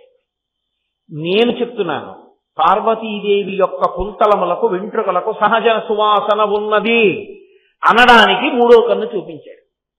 చూపిస్తే నక్కీరుడు మూడో కన్ను చూశాడు. ఓ పరమేశ్వరుడు అనమాట అనుకున్నాడు. అని ఏం చెయ్యాలి? సాష్టాంగపడి క్షమార్పణ అడిగి, ఈశ్వరా మా అదృష్టం మీరే పద్యం చెప్పారా అనాలి. అహంకారం, ఆ కవిత్వం చెప్పగలనన్న అహంకారం మనిషిని ఏ స్థాయికి తీసుకెళ్లిపోయిందో చూడండి. ఆయన అన్నాడు, తల చుట్టుమార కన్నుల కలిగిన పద్యంబు తప్పు కాదనవశమే అన్నాడు. మూడో కన్ను కాదు, నీ తల చుట్టూ కళ్ళు చూపించిన పద్యం తప్పారు. పరమేశ్వరుడు వెంటనే పరమశివుడిగా నిలబడన్నాడు, కుష్ఠవ్యాధిగ్రస్తుడవగుగాక అన్నాడు. అనేటప్పటికీ వచ్చి పరమేశ్వరుడి పాదాల మీద పడ్డాడు. పడి, అయ్యా అహంకారంతో అన్నాను, మీరు మూడవ కన్ను చూపించినప్పుడైనా బుద్ధి తెచ్చుకుంటే పోయేది. నాకు తెలియకపోవచ్చు, జగదంబ కేశపాశమనకున్న సువాసన చెప్పారు, నేను వినలేదు. నాకెలా పోతుంది ఈ కుష్ఠవ్యాధి అని అడిగాడు. అడిగితే నువ్వు కైలాస శిఖరాన్ని దర్శనం చేయి పోతుంది అన్నాడు. ఇక పాపం కుష్ఠవ్యాధి ఎక్కువైపోతే నడవలేనని వెంటనే బయలుదేరాడు అక్కడి నుంచి. ఎక్కడ కైలాస శిఖరం? కైలాస పర్వత శిఖరాన్ని చూసిన మహాపురుషులలో ఒకరు చంద్రశేఖరేంద్ర సరస్వతి మహాస్వామి వారు. కాబట్టి మహానుభావుడు బయలుదేరి వెడుతున్నాడు. అబ్బో, దుర్జటి ఎంత వర్ణించాడో, కాంచీపురాన్ని వర్ణించాడు, అరుణాచలాన్ని వర్ణించాడు, ఎన్ని క్షేత్రాలు వర్ణించాడో ఆ క్షేత్రాల్లో ఉండే శివస్వరూపాల్ని వర్ణించాడు, అక్కడ ఉండేటటువంటి వైభవాలు వర్ణించాడు. దాటుకుంటూ వెళ్ళాడు. వెళ్ళి ఉత్తర భారతదేశాన్ని దాటి ఒక దండకారణ్యంలో ప్రవేశించి కాశీ వెళ్ళి గంగా స్నానం చేసి ఇంకా ముందుకు వెళ్ళి ఒక అరణ్యంలోకి వెళ్ళిపోయి దారి తప్పిపోయాడు. ఒంటి నుంచి చీము కారిపోతోంది, ఒళ్ళంతా తిమ్మిరిక్కిపోయింది, తెల్లమచ్చలు పుళ్ళు పట్టేసాయి, ముక్కల కింద ఊడిపోతోంది. అడవిలో ఉన్న ఈగలన్నీ రొద చేస్తూ మీద వాలి ఆ చీము నెత్తురు తాగేస్తున్నాయి. అడుగు వెయ్యలేక ఒక వటవృక్షం కింద కూలిపోయాడు. పెద్ద వృక్షం. దుర్జటి అద్భుతమైన మాటలు అంటాడు. ఆ ఆకులు నేల రాలితే పక్షులు, నీట పడితే చేపలు అన్నాడు. నిజంగా ఏమి దుర్జటి వర్ణనలు అనిపిస్తుంది. నేల మీద పడితే ఎండిపోయింది కదా, గాలికి ఎగిరింది కాబట్టి పక్షి అయింది. నేల పడితే పక్షి, నీట పడితే చేప అన్నాడు. అంటే గాలికి అది చేపలా కదిలి వెడుతోంది ఎండుటాకు. అందులో అంత పెద్ద వటవృక్షం, దాని కింద కూర్చుని సేద తీరుతున్నాడు. ఇంతలో ఒక పెద్ద పిశాచ స్వరూపుడు ఒకడు వచ్చి ఆయన కంఠం పట్టుకుని తీసుకెళ్ళి గుహలో బారేసి శిలడ్డు పెట్టి వెళ్ళిపోయాడు. అందులో ఉన్న వాళ్ళు అన్నారు, మా దౌర్భాగ్యానికి నువ్వురోవడి వచ్చావా అన్నారు. అదేమిట్రా అలా అన్నారు అన్నాడు నక్కీరుడు. ఈ పిశాచానికి ఓ నియమం ఉంది, 100 మంది అయితే తప్ప నరులు వాడి పంటి కిందకి సరిపోరు. అందుకని వాడు తినడం. 100 మంది అయ్యాక పంటి కింద పెట్టుకుని నవ్వుతాడు. 99 మందిమే 100వ వాడు దొరక్క బతికున్నావు, నువ్వు 100వ వాడివి దొరికావు, మేము తెచ్చాం ఇవ్వాల్సాం అన్నాడు. అంటే ఆయన వెళ్ళి ఏదో తినేటప్పుడు శుభ్రంగా తింటే అలా ఉంది, ఆయన ఏదో స్నానం చేద్దామని వెళ్ళాడు. ఆ మనుషులు చేయవలసినటువంటి ఆ పిశాచ స్వరూపుడు ఈయన వెంటనే నక్కీరుడు గొప్ప కవితాశక్తి ఉన్నవాడు కాబట్టి సుబ్రహ్మణ్యేశ్వర స్వామి వారిని గొప్ప స్తోత్రం చేశాడు. అద్భుతమైన స్తోత్రం, దుర్జటి కృతం. అటువంటి స్తోత్రం చేస్తే సుబ్రహ్మణ్యుడు అనుగ్రహించి ప్రత్యక్షమయ్యాడు. ఏం కావాలన్నాడు. వీళ్ళందరూ ముందు 90 మెజారిటీ కదా ముందు మాట వినపడుతుంది. 99 మంది ఏమన్నారంటే వాడు వచ్చేస్తున్నాడు, మమ్మల్ని చంపేస్తాడు మహాప్రభో, వాడిని చంపి మమ్మల్ని రక్షించండి అన్నారు. అదెంత పని సుబ్రహ్మణ్యుడికి. తారకాసుర సంహారం చేసిన వాడికి పిశాచాన్ని చంపడం లెక్క. శూలం పెట్టి ఒక్క పోటు గుడిచాడు, ఆ పిశాచం చచ్చిపోయిన తర్వాత మీరందరూ వెళ్ళిపోండి అన్నాడు. 99 మంది వెళ్ళిపోయారు. ఈయన ఒక్కడు నక్కీరుడు సుబ్రహ్మణ్యుడిని చూస్తూ నిల్చున్నాడు. ఏమయ్యా నువ్వు వెళ్ళలేదు, ఇంకా ఇక్కడ ఉన్నావు అన్నాడు. అంటే ఆయన అన్నాడు, మహానుభావ, నువ్వు పరమేశ్వరుని యొక్క కుమారుడివి, నాకు మీ నాన్నగారి శాపవశాత్ కుష్ఠరోగం వచ్చింది, నడవలేకపోతున్నాను, కైలాస శిఖరం ఎప్పటికీ చూస్తాను నా జన్మలో, ఎప్పటికీ తీరుతుంది నాకు ఈ కుష్ఠరోగం అన్నాడు.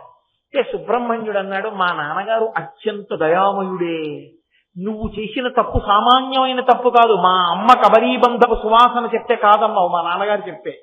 అయినా ఆయన కాళ్ళ మీద పడగానే క్షమించారు. ఆయన మా నాన్నగారు ఇంత పెద్ద శిక్ష వేయలే దయామయుడు. ఏమన్నారన్నావు మా నాన్నగారు? కైలాస శిఖరం చూడమన్నారు. కైలాస శిఖరం చూడమన్నారు కానీ ఉత్తరానున్న కైలాసమా దక్షిణానున్న కైలాసమా ఆయన చెప్పలేదుగా. ఇంత దూరం ఎవరు రమ్మన్నాడయా నిన్ను? నువ్వు మధురైలో ఉన్నావు కాబట్టి దక్షిణ కైలాస శిఖరం చూడమన్నారంటే శ్రీకాళహస్తి శిఖరాన్ని చూడాలి నువ్వు, చాలు. ఓ శ్రీకాళహస్తి శిఖరం చూడాలా తండ్రి, మళ్ళీ ఇంత దూరం ఇప్పుడు వెనక్కి ఎలా వెళ్ళనన్నాడు. ఏమి బెంగలేదు. ఆ కోనేట్లోకి వెళ్ళి స్నానం చేసి నన్ను తలుచుకుని నమస్కారం చేసి మా నాన్నగారికి నమస్కారం చేసి మా అమ్మకి నమస్కారం చేసి ములుగు, నువ్వు తేలేటప్పటికీ అక్కడ ఉంటావు కాళహస్తిలో అన్నాడు. మునిగి తేలాడు, శ్రీకాళహస్తిలో ఉన్నాడు. అందుకే శిఖర దర్శనం అని ప్రత్యేకం సున్నాలు పెట్టి చూపిస్తారు శ్రీకాళహస్తిలో. అక్కడ నిలబడి శ్రీకాళహస్తి శిఖరం వంక చూశాడు. చూసి చూడగానే కుష్ఠరోగం పోగానే ద్రవిడ భాషలో పరమేశ్వరుడి మీద స్తోత్రం చేశాడు, పద్యాలు చెప్పాడు. అనుగ్రహించి పరమశివుడు మళ్లీ ప్రత్యక్షమయ్యాడు. ఏం కావాలన్నాడు. నువ్వు పద్యం చెప్తే అహంకారంతో కవిత్వం ఉందని తప్పు చేశాను, కవితాశక్తి ఉందని. ఆ కవితాశక్తితోటే నా పాపాన్ని ప్రక్షాళన చేసుకున్నాను. ఈశ్వరా నన్ను నీలో కలుపుకోండి అన్నాడు. శ్రీకాళహస్తిలోనే నక్కీరుడికి మోక్షం ఇచ్చాడు పరమేశ్వరుడు. సరే, ఇప్పుడు శ్రీకాళహస్తి మహాత్మ్యంలోంచి ఇంత కథ ఎందుకు చెప్పానంటే, మీకు సింధురరాజగమనాథమ్మిల్ల బంధంబు సహజ సుగంధంబు, అమ్మవారి యొక్క కేశపాశమునకు సహజమైన సువాసన ఉన్నది.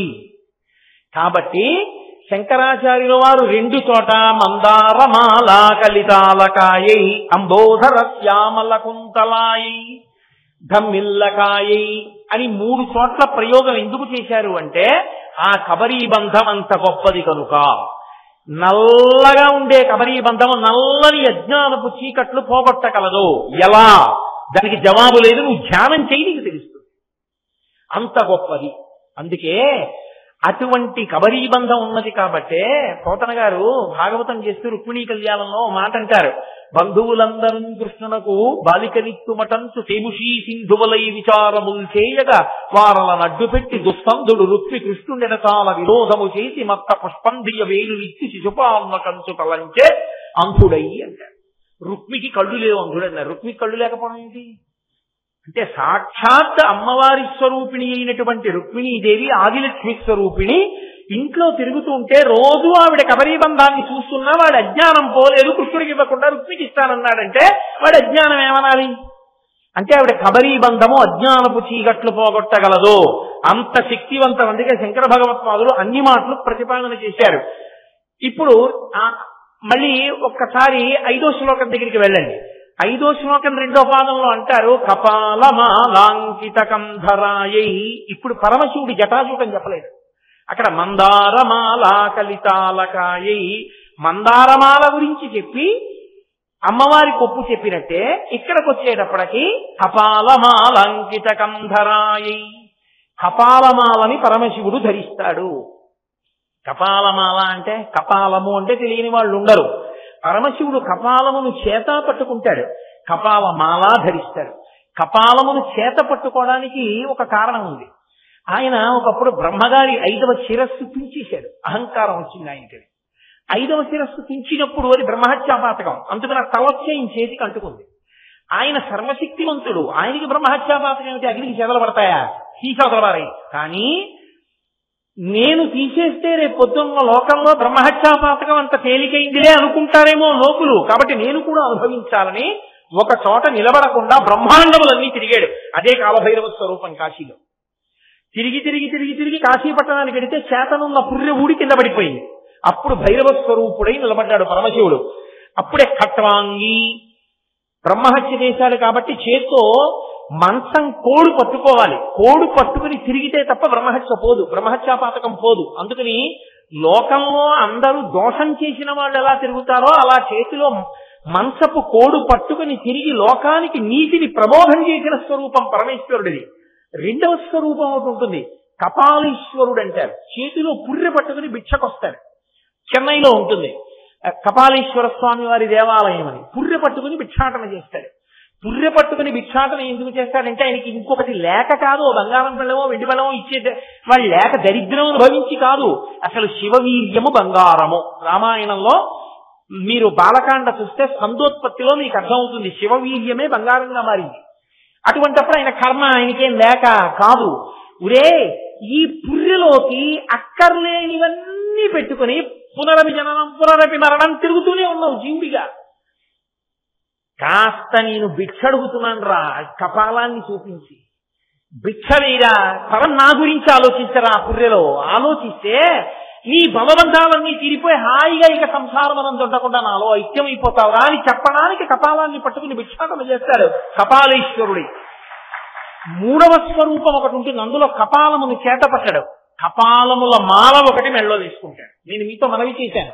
అది ఎందుకు వేసుకుంటాడో శంకరాచార్యులు వారే చెప్పారు. బ్రహ్మమస్తకావళి నిబద్ధతే నమశివాయ అని. ఆవళి అంటే వరుస, దీపావళి అంటే దీపముల వరుస, బ్రహ్మమస్తకావళి అంటే బ్రహ్మ యొక్క పుర్రెల వరుస. అందులో ఉన్న పుర్రెలన్నీ బ్రహ్మగారి పుర్రెలు. ఒకేసారి తీసినా 4 వస్తాయి. అలా శివుడు తీసినట్టు గాథ లేదు. ఒక్కసారి ఆయన 5వ తలకాయ తీసేశాడంతే. 4 తలలతో ఉంటారు బ్రహ్మగారు. ప్రతిసారి సృష్టి చేసేటప్పుడు బ్రహ్మగారికి వేదం ఇచ్చి నాయన సృష్టి చేయరా అని చెప్తుంటారు బ్రహ్మగారు. ఆ యుగం అంతా అయిపోయిన తర్వాత బ్రహ్మగారు కూడా పడిపోతారు. బ్రహ్మగారు పడిపోతే అయ్యో పాపం సృష్టి చేయమన్నాను, ఇంత సృష్టి చేశాడు, ఇంతకాలం నడిపించాడు, ఈ బ్రహ్మగారు కూడా ఇలా పడిపోవడమే రుద్రభూమిలో అన్యాయంగాను అని ఆయన మీద గౌరవంతో పరమశివుడు తలపొకటి తీసి ఈ 4 తలకాయల పుర్రెలని దండగుచ్చి మెడలో వేసుకున్నాడు. ఇది తరువాతి కాలంలో ఏమైపోయిందంటే కొన్ని వేల పుర్రెలు ఆయన మెడలో ఉన్నాయి. ఇప్పుడు ఆయన మెడలో అన్ని పుర్రెలు ఉన్నాయి అంటే ఎంతమంది బ్రహ్మలు వెళ్ళిపోయారు, ఎన్ని యుగాలు వెళ్ళిపోయాయి? అంతమంది బ్రహ్మలు అన్ని యుగాలు వెళ్ళిపోయినా ఆయన మాత్రం అలాగే ఉన్నాడు. శాశ్వతుడు, చిదానంద స్వరూపుడు. కాబట్టి ఆయన కదలిక లేనివాడు. అందుకే ఆయనకి స్థాణువు అని పేరు. స్థాణువు అంటే బెర్రబిగిసిపోయినవాడు అని కాదు. ఆయన కదలడానికి చోటు లేదు, అంతటా ఆయన నిండిపోయి ఉంటాడు. ఆయన ఒక్కడే ఉంటాడు తప్ప ఇంకొకడు ఉంటాడు ప్రళయం తర్వాత. అందుకే ఆయన బ్రహ్మ కపాలాన్ని మెడలో వేసుకుంటాడు. ఇన్ని కపాలముల యొక్క వరుసతో కూడిన మాల మెడలో ఉందంటే అంతటి శాశ్వతుడని గుర్తు. ఆయన తప్ప వేరొకడు ఉండడి ప్రళయం దాటిపోయిన తర్వాత. లోకంబులు లోకేశులు లోకస్తులు తెగిన తుది అలోకంబకు పింజీ కటికావలయ పండే కాకృతి వెలుగు అతని నీ సేవించున్నని కదా. కాబట్టి అటువంటి పరబ్రహ్మము ఒక్కడై ఉండేటటువంటి వాడు. ఆయన తప్ప వేరొక పదార్థం ఉండదు. కాబట్టి కపాలమాలంకిత కంధరాయ. అంతేకాని ఆ శివుడేదో పనికి మారిన వాడే మెడలో పుర్రెల దండ వేసుకున్నాడని మీరు అనుకోకూడదు. అంతటి నిత్యుడు. అందుకే కవచం ఆయన గురించి మాట్లాడుతూ ఓం నమో భగవతే సదాశివాయ సకల సత్వ విదూరాయ సకల లోకైక కర్త్రే సకల లోకైక హర్త్రే సకల లోకైక సంహర్త్రే సకల లోకైక గురవే సకల లోకైక సాక్షిణే సకల నిగమ గుహ్యాయ సకల లోకైక వరప్రదాయ సకల లోకైక సాక్షిణే అని నిరంజనాయ నిరామాసాయ నిరాతంకాయ నిష్కలంకాయ నిష్ప్రపంచాయ నిర్ద్వంద్వాయ నిస్సంగాయ నిర్మమాయ నిర్మలాయ నిరుపవిభవాయ సచ్చిదానంద విగ్రహాయ అని పిలుస్తుంది. ఈ విశేషణాలతో పిలవడానికి కారణం ఏంటంటే ఎప్పుడూ ఒక్కడుగా ఉండిపోతాడు. అందుకే జానపదులు కూడా ఆయన గురించి చెప్తూ మేకలు వేయింజన్నను భాసురముగా నొక్కపోతి పర్ణం బెక్కున్న ఆ కోతులు వేయింజన్నను కోకోయని కొంకి నక్కకోయని కూషన్ అంటారు. మేకలు చాలా వెళ్ళిపోతాయి, వెళ్ళిపోయిన తర్వాత కోతి వస్తుంది, ఆ కోతులు కూడా వెళ్ళిపోయిన తర్వాత ఒక్క నక్క మిగిలిపోతుంది అంటారు. సరే, ఇప్పుడు నేను ఆ జానపద సంబంధమైనటువంటి పద్యానికి అర్థం ఎలా వస్తుంది అని చెప్తే చాలాసేపు పడుతుంది. అందుకు నా పద్యం వరకు మాత్రమే మనవి చేశాను. కాబట్టి కవచమంతటిది కూడా పరమశివుడిని అలా ప్రస్తుతించింది. ఒక్కడుంటాడు మెడలో అటువంటి కపాలమాల వేసుకుని ఉంటాడు. ఆ స్వరూపంలో కూడా కవచ స్వరూపమునందు కూడా ఓం నమో భగవతే సదాశివాయ సకల తత్వ విరూపాయ సకల లోకైక సాక్షిణే సకల నిగమ గుహ్యాయ సకల లోకైక వరప్రదాయ సకల దురితార్తి భంజనాయ సకల జగద భయంకరాయ శశాంక శేఖరాయ శాశ్వత నిజామాసాయ నిరామాసాయ నిరాతంకాయ నిష్కలంకాయ నిష్ప్రపంచాయ నిర్ద్వంద్వాయ నిస్సంగాయ నిర్మమాయ నిర్మలాయ నిర్గుణ విభవాయ సచ్చిదానందద్వైత పరమ ప్రకాశాయ తేజస్వరూపాయ అంటూ పిలుస్తూ కపాలమాలాధరాయ అని పిలుస్తుంది. కపాలమాలాధరాయ అని పిలవడానికి కారణం ఆయన మెడలో ముండమాల వేసుకుని ఉంటాడు. చేతకానితనమని అనుకోకూడదు, ఉగ్రస్వరూపమని. ఆయన శాశ్వతుడు అనడానికి అది సూచన. అటువంటి నిత్యుడైన వాడు ఆయన. ఆయన యొక్క జ్ఞానమును ఇవ్వడమే అద్వైతానుభూతి. శివుడిగా మారాలంటే ఆవిడ కొప్పు ఆధారం. ఆవిడ కొప్పు ఎవరికి దర్శనమైందో వాడు ఆయనగా మారి నిత్యుడైపోతాడు. అంటే వాడు ఆత్మగా మిగిలిపోతాడు. ఇక వాడు మళ్ళీ శరీరములో ప్రవేశించవలసిన అవసరం లేని పునరావృత్తి రహిత శాశ్వత శివ సాయుధ్య స్థితిని పొందుతాడు. అందుకని ఆ రెండిటినీ శంకరులు కలిపారు. కలిపి మందారమాల కలితాలకాయై కపాలమాలంకిత కంధరాయ దివ్యాంబరాయై చ దిగంబరాయ. అమ్మవారు దివ్యమైన అంబరమును కట్టుకుంది. దివ్యాంబరము అన్న మాటకు అర్థం ఏమిటంటే, మామూలుగా ఒక నేతగాడు వీసినటువంటి వస్త్రమును కట్టుకునేటటువంటి లక్షణమున్న తల్లి కాదు. ఆవిడ గురించి అన్నపూర్ణాష్టకంలో శంకరాచార్యులు వారు ప్రస్తుతి చేస్తూ ఒక మాట అంటారు. నానారత్న విచిత్ర భూషణకరీ హేమాంబరాడంబరీ ముక్తాహార విడంబమాన విలసద్వక్షోజ కుంభాంకరీ కాశ్మీరాగరువాసితంగరుచిరా కాశీపురాధీశ్వరీ భిక్షాం దేహి కృపావలంబనకరీ మాతా అన్నపూర్ణేశ్వరి. ఆమె కట్టుకునే దివ్యమైన వస్త్రం ఏమి అంటే బంగారు చేలము కట్టుకుంటున్నాడు. బంగారమునే వస్త్రముగా బంగారు చీర కట్టుకుంటున్నాడు. బంగారు చీర కట్టుకుని బంగారు పాత్రలో మణిగణ ఖచ్చితమైన తెడ్డు పట్టుకుని సమస్తమైన జనుల యొక్క కోర్కెలను తీరుస్తుంది. సువాసనలు వెదజల్లుతున్నటువంటి శరీరంతో ఉంటుంది తల్లి. అసలు నిజానికి సమస్త వాంగ్మయమే ఆవిడ రూపం. అందుకే ఆదిక్షాంత సమస్త వర్ణ నికరీ శంభు ప్రియే శాంకరీ అంటారు శంకరాచార్యుల వారు. స్వర్గద్వార కవాటపాటనకరీ కాశీపురాధీశ్వరి మోక్షద్వార కవాటపాలనకరీ. స్వర్గద్వారమైనా ఆవిడే తెరవాలి, మోక్షద్వారమైనా ఆవిడే తెరవాలి. నీకిక్కడ మంచి బుద్ధినిచ్చి మంచి పనులు చేయించి పుణ్యాన్ని కట్టపెట్టి స్వర్గలోకానికి పంపించాలన్నా ఆవిడే గడియ తీయాలి. నీకిక్కడ మంచి పనులు చేయించి భక్తితో కూడిన కర్మాచరణము వలన వైరాగ్యము కలిగి వైరాగ్యము వలన జ్ఞానము కలిగి జ్ఞానము వలన పునరావృత్తి రహిత శాశ్వత సాయుధ్య స్థితి స్వరూప మోక్షానందమును కలగడానికి కారణమైనటువంటి నీతిలో గడియ తీయాలన్నా ఆవిడే తీయాలి. అందుకే ఆవిడ చెయ్యి, ఆవిడ చేతికున్న గాజులు, ఆ గాజుల సవ్వడి, ఆ తలుపు తీయడం అంత ప్రస్తుతి చేస్తారు. ఆఖరికి తిరుప్పావై ఏం చదువుతుంటారు మార్గశీర్ష మాసంలో. అందులో కూడా 18వ పాశనం అనుకుంటా. ఉండు మదకడిస్తు రుణాల తోల్వడియన్ నందగోపాలన్ మరుమగళే నిప్పిన్నాయ్ కందం కమలం కలలి కడైத்திரவாய் வந்தையெங்கும் தொழிலை கனுகான் மாதவி పందల్ మేల్ పల్కాల్ పీళి పంగన్ కువిళగాన్ అంటూ ఆ అమ్మవారు తలుపు తీయాలి అని ప్రస్తుతి చేస్తారు. కాబట్టి ఆ తల్లి స్వర్గద్వార కవాటపాలనకరి. ఆ అమ్మ ఆవిడ కబరీబంధ దర్శనం పరమశివ స్వరూపుడై నిత్యుడైపోవడానికి కారణము. అందుకే శంకర భగవత్పాదులు కలపడంలో అంత అందం ఉంటుంది. కేవల భోగమే కాదు, భోగము జ్ఞానము రెండిటిని కలుపుతారు. ఎందుకంటే గృహస్థాశ్రమము పండడానికి కారణం భోగము తర్వాత వైరాగ్యము కూడా కలగవలసినది గృహస్థాశ్రమంలోనే. అందుకే అవి రెండూ కలగడానికి వీలుగా శ్లోకాలని తీసుకొస్తారు. గహనంగా ముందుకెళ్లే కొద్దీ అంత అందంగా తీసుకొస్తారు, అంత గాంభీర్యాన్ని సంతరించుకుంటుంది. కాబట్టి ఆ తల్లి దివ్యాంబరాయైచ, ఆమె బంగారు చేలమును కట్టుకుని ఉంటుంది ఆ తల్లి. దిగంబరాయ, పరమశివుడి దగ్గరికి వచ్చేటప్పటికి ఆయన దిగంబరుడు అన్న మాటని మీరు చాలా జాగ్రత్తగా అర్థం చేసుకోవాలి. దక్షుడంతటి వాడు కూడా తూలనాడాడు ఈ మాటను అడ్డు పెట్టుకుని.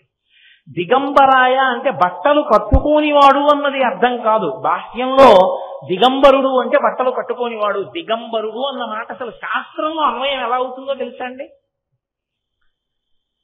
ఒక పురుషుడు పంచ కట్టుకునేటప్పుడు పంచెని ఇలా పెట్టి ఇటు తిప్పుతాడు. తిప్పగానే మొదట శరీరానికి చుక్కుతుంది, పంచె పూర్తిగా చుడుతుంది. మొదటిసారి తిప్పినప్పుడు అలా తిప్పాలి. అలా తిప్పి 5 చోట్ల నొక్కితేనే పంచకట్టు. అది ఒక్క గృహస్థే కట్టాలి, బ్రహ్మచారికి అలా కట్టుకునే అధికారం లేదు. స్నాతకమై పెళ్ళయిన తర్వాతే 5 చోట్ల నొక్కి కట్టాలి తప్ప గృహస్థు పెళ్ళైపోతే లుంగీలా కట్టుకుని తిరుగుతారండి. ఈశ్వరుడి దగ్గర అంటే కుదరదు. ఈశ్వరుడి దగ్గర లుంగీలా కట్టుకుని పూజ చేశాడనుకోండి, బట్టలు కట్టుకోకుండా పూజ చేశాడని వేస్తారు ఖాతాలో. కావాలంటే మీరు వేదంలో పటవతన్నం చూడండి, గోచీ పెట్టే చెయ్యాలంతే. వెనక నుంచి గోచీ పెట్టాలి. ఐదో నొక్కు అక్కడ వస్తుంది. 5 సార్లు నొక్కాలి పంచెని. అందుకే పెద్దలు పంచె కట్టి విప్పితే మీరు పంచెని చూస్తే 5 సార్లు ఎక్కడ నొక్కాడో మీకు కనపడిపోతుంది. అంత అందంగా నొక్కి కట్టుకుంటారు. ఊరికే ఇటు బిగించి అటు బిగించి 30 సార్లు నొక్కేసి చేయరు. కొన్నాళ్లు పంచె కట్టి విడిచిపెడితే 5 సార్లు నొక్కిన నొక్కు కనపడుతుంది పంచెలో. అంత అందంగా కట్టడం రావాలి పంచె కట్టుకుంటే. పంచె కట్టాడంటే పంచేంద్రియములను కట్టాడని గుర్తు, నిలబెట్టాడు మనస్సును. అది గృహస్థు యొక్క ధార్మికమైనటువంటి విశేషం. అందుకని దిగంబరాయ అంటే పంచెని మొదటిసారి కట్టినప్పుడు శరీరాన్ని అంతటి చుడుతుంది, లుంగి చుట్టినట్టు చుట్టేస్తుంది. అప్పుడు వస్త్రధారి అయినాడు అంటారు. దాన్ని తీసేశాడనుకోండి, ఇప్పుడు కూడా దిక్కులు ఆవరిస్తాయి, వెంటనే దిక్కులు ఆవరించి ఉంటాయి. అందుకని దిగంబరుడైనాడు అని. మీరు బాగా పట్టుకున్నారో లేదో, ఇంకా అంతకన్నా చెప్పడం సాధ్యం కాదు ఒక వేదిక మీద కూర్చొని. పరమశివుడు దిగంబరుడు. ఆయన కట్టడానికి పంచనేయగలిగిన నేతగాడు లేడు.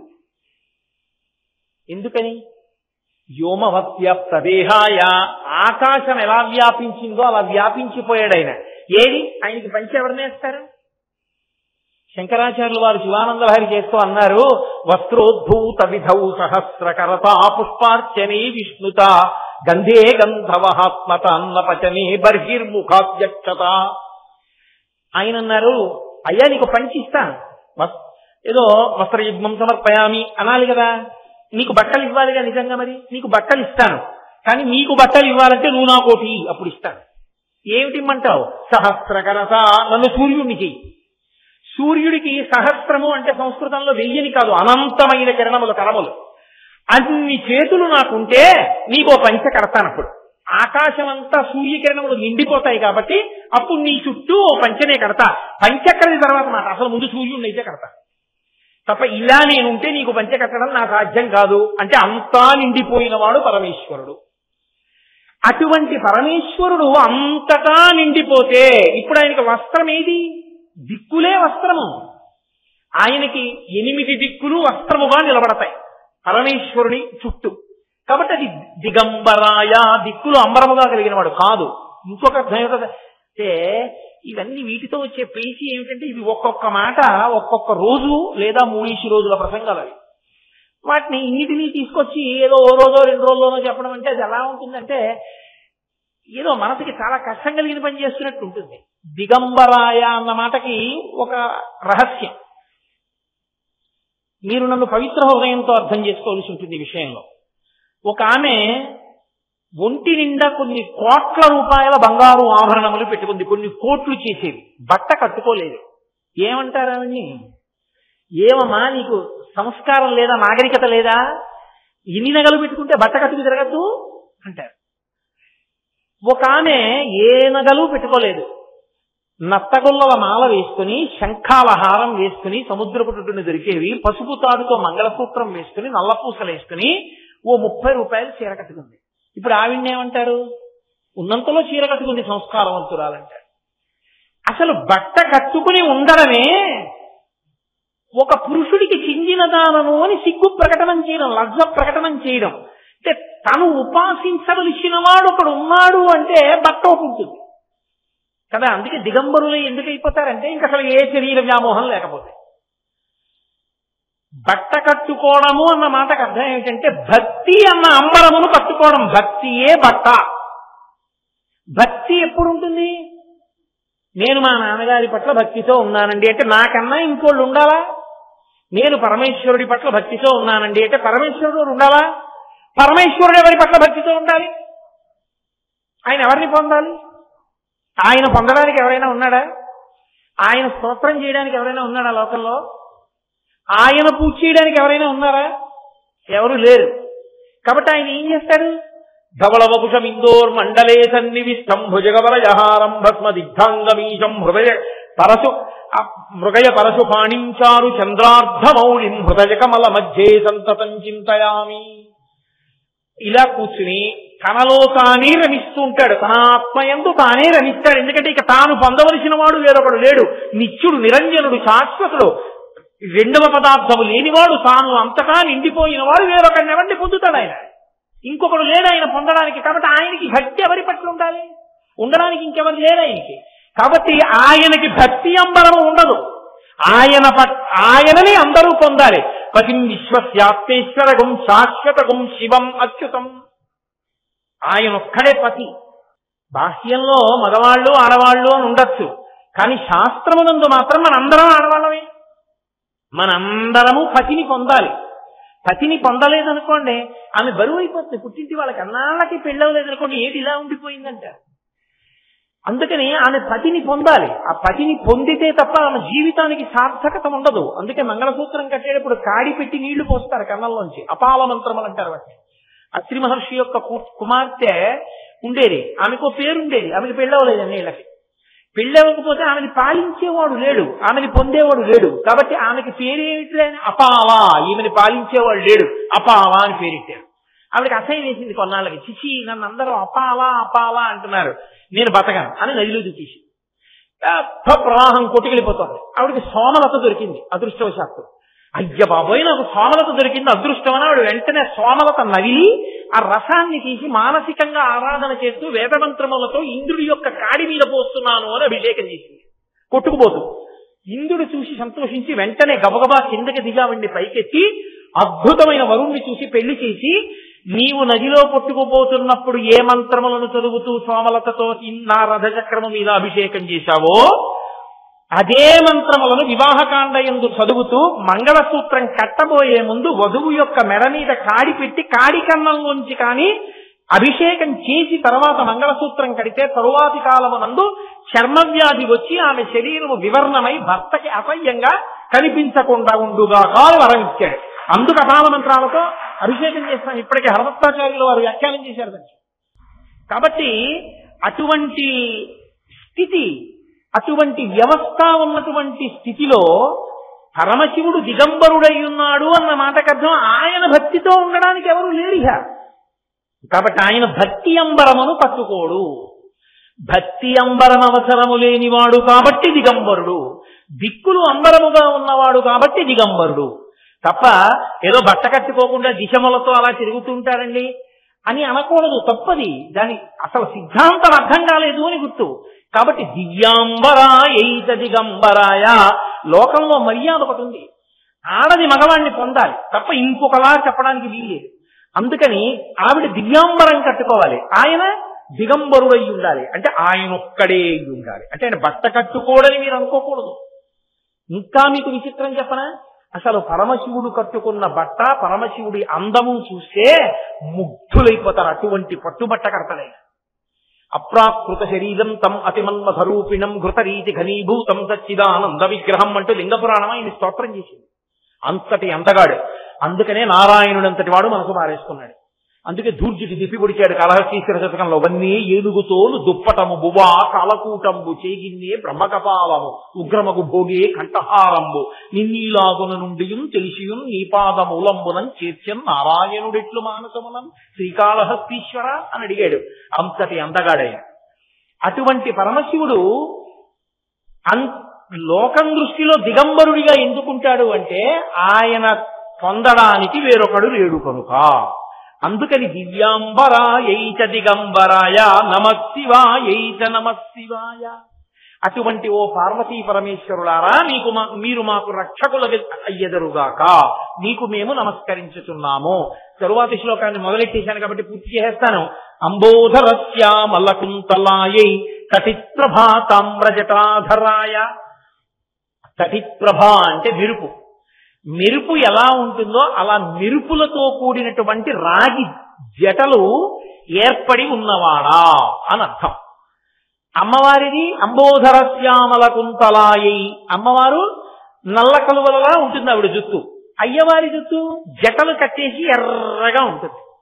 జటలు కట్టి ఎర్రగా ఉంటుంది అనడానికి రెండు కారణాలు. ఆయనకి అరుణ జటేశ్వరుడు అని ఒక పేరు. ఎందుకు జటలు కట్టి ఉంటుంది అంటే, అసలు శాస్త్రంలో నిజానికి పురుషుడి దగ్గర ఎన్నడూ ఉండకూడని వస్తువేది అంటే దువ్వెన. పురుషుడు ఎప్పుడూ దువ్వెన వాడవలసిన అవసరం ఉండకూడదు. ఎందుచేత అంటే శిఖ ఒక్కటే పెట్టుకుని ఉండనం చేసేసుకుంటారు.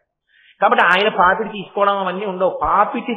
పాపట అన్న మాట ఎవరికి అన్వయం అవుతుంది అంటే ఆడదానికి ఒక్కదానికే అన్వయం అవుతుంది. శాస్త్రీయంగా మాట్లాడితే అంతే. పాపట తీస్తారు. ఆ పాపట కూడా స్త్రీ పాపట అనేకమైన శక్తులకు ఆలవాలము. సీమంతం చేశామండి, మా కోడలకి సీమంతం చేసి, సీమంతం కాదు దాని పేరు, సీమంతోన్నయనము.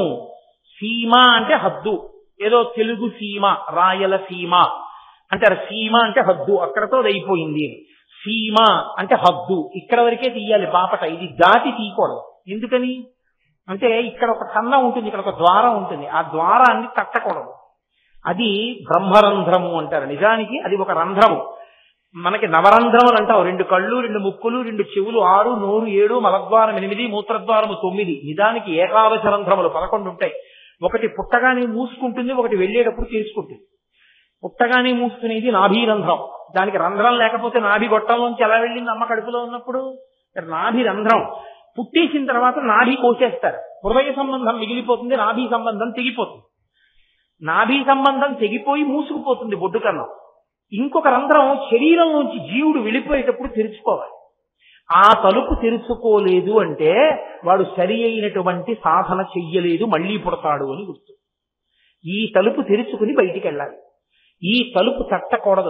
అందుకే మాడు మీద కొట్టకంటరా అంటారు పెద్దవాళ్ళు.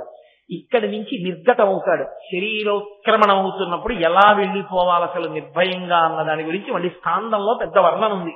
ఎలా కూర్చోవాలో, దక్షిణాభిముఖుడై ఎలా ఉండాలో, తులసి కోట దగ్గర ఎలా ఉండాలో, ఆ మందు ఎలా తినాలో, ఎలా విడిచిపెట్టాలో, ప్రాణాన్ని అవన్నీ చెప్పారు. కాబట్టి ఈ తలుపు తెరుచుకుని బయటికి ఎడతాడు. అందుకే మహాత్ములు వెళ్ళిపోయినప్పుడు ఇక్కడ చిట్లిపోతూ ఉంటుంది. వివేకానందాది మహాపురుషులకు ఇక్కడ చిట్లిపోయింది ప్రాణం ఉత్క్రమణమైనప్పుడు. అది చిట్లిపోకుండా పోయాడు అనుకోండి, ఏ రోమకూపంలోంచో వెళ్ళిపోయాడని గుర్తు, దొంగదారించా అంటే మళ్ళీ వస్తాడని గుర్తు, అభిమానంతో పోయాడు కాబట్టి. బాగుండదులే అలా చెప్తే 10 మందికి అని ఏం చేస్తారంటే, కపాల వేదనమైందని టప్పని బద్దలైపోతుంది తలుపు. అగ్నిహోత్రం మీరు సంస్కారం చేస్తున్నప్పుడు అది పగిలిపోయిన తర్వాత కపాల వేదనం అయిపోయింది, మీరు ఇంటికి వెళ్ళిపోండి అంటారు. అప్పుడు స్నానం చేసి వెళ్ళిపోతారు రుద్రభూమిలోంచి. కాబట్టి ఇదొక రంధ్రము. ఈ రంధ్రమున వరకు ఉన్నది సీమ. అందుకని పాపటకి సీమ ఇది. అందుకే పాపట కొండలు. ఉన్నయనము అంటే అక్కడ వరకు పాపట తీసి జుట్టు ఎత్తి పట్టుకుని ముడివేయాలి. ఎవరు చెయ్యాలి ఆ పని? భర్త చెయ్యాలి. ఎప్పుడు? రోజు కాదు. భార్య గర్భిణి అయ్యుండి ఆ సీమంతోన్నయనము చేయవలసినటువంటి సమయం ఆసన్నమైతే ఆ రోజున గణపతి పూజ చేసి, గణపతి హోమం చేసి, భర్త గారు వచ్చి అడవి పంది ముళ్ళు చేత కానీ, ఔదంబర వృక్షం యొక్క కొమ్మ చేత కానీ సమంత్రకంగా మంగళధ్వని మోగుతూ ఉండగా పాపట ఆ కొమ్మతో తీసి జుట్టును అటు ఇటు తిప్పి ఆ వెనక కొప్పు ఎత్తి కట్టి దాంట్లో పూలమాల పెడతాడు. అది సీమంతోన్నయనం అంటే. అప్పుడు సూడి ఇస్తాడు. మామగారు ఇవ్వాలి మొదట.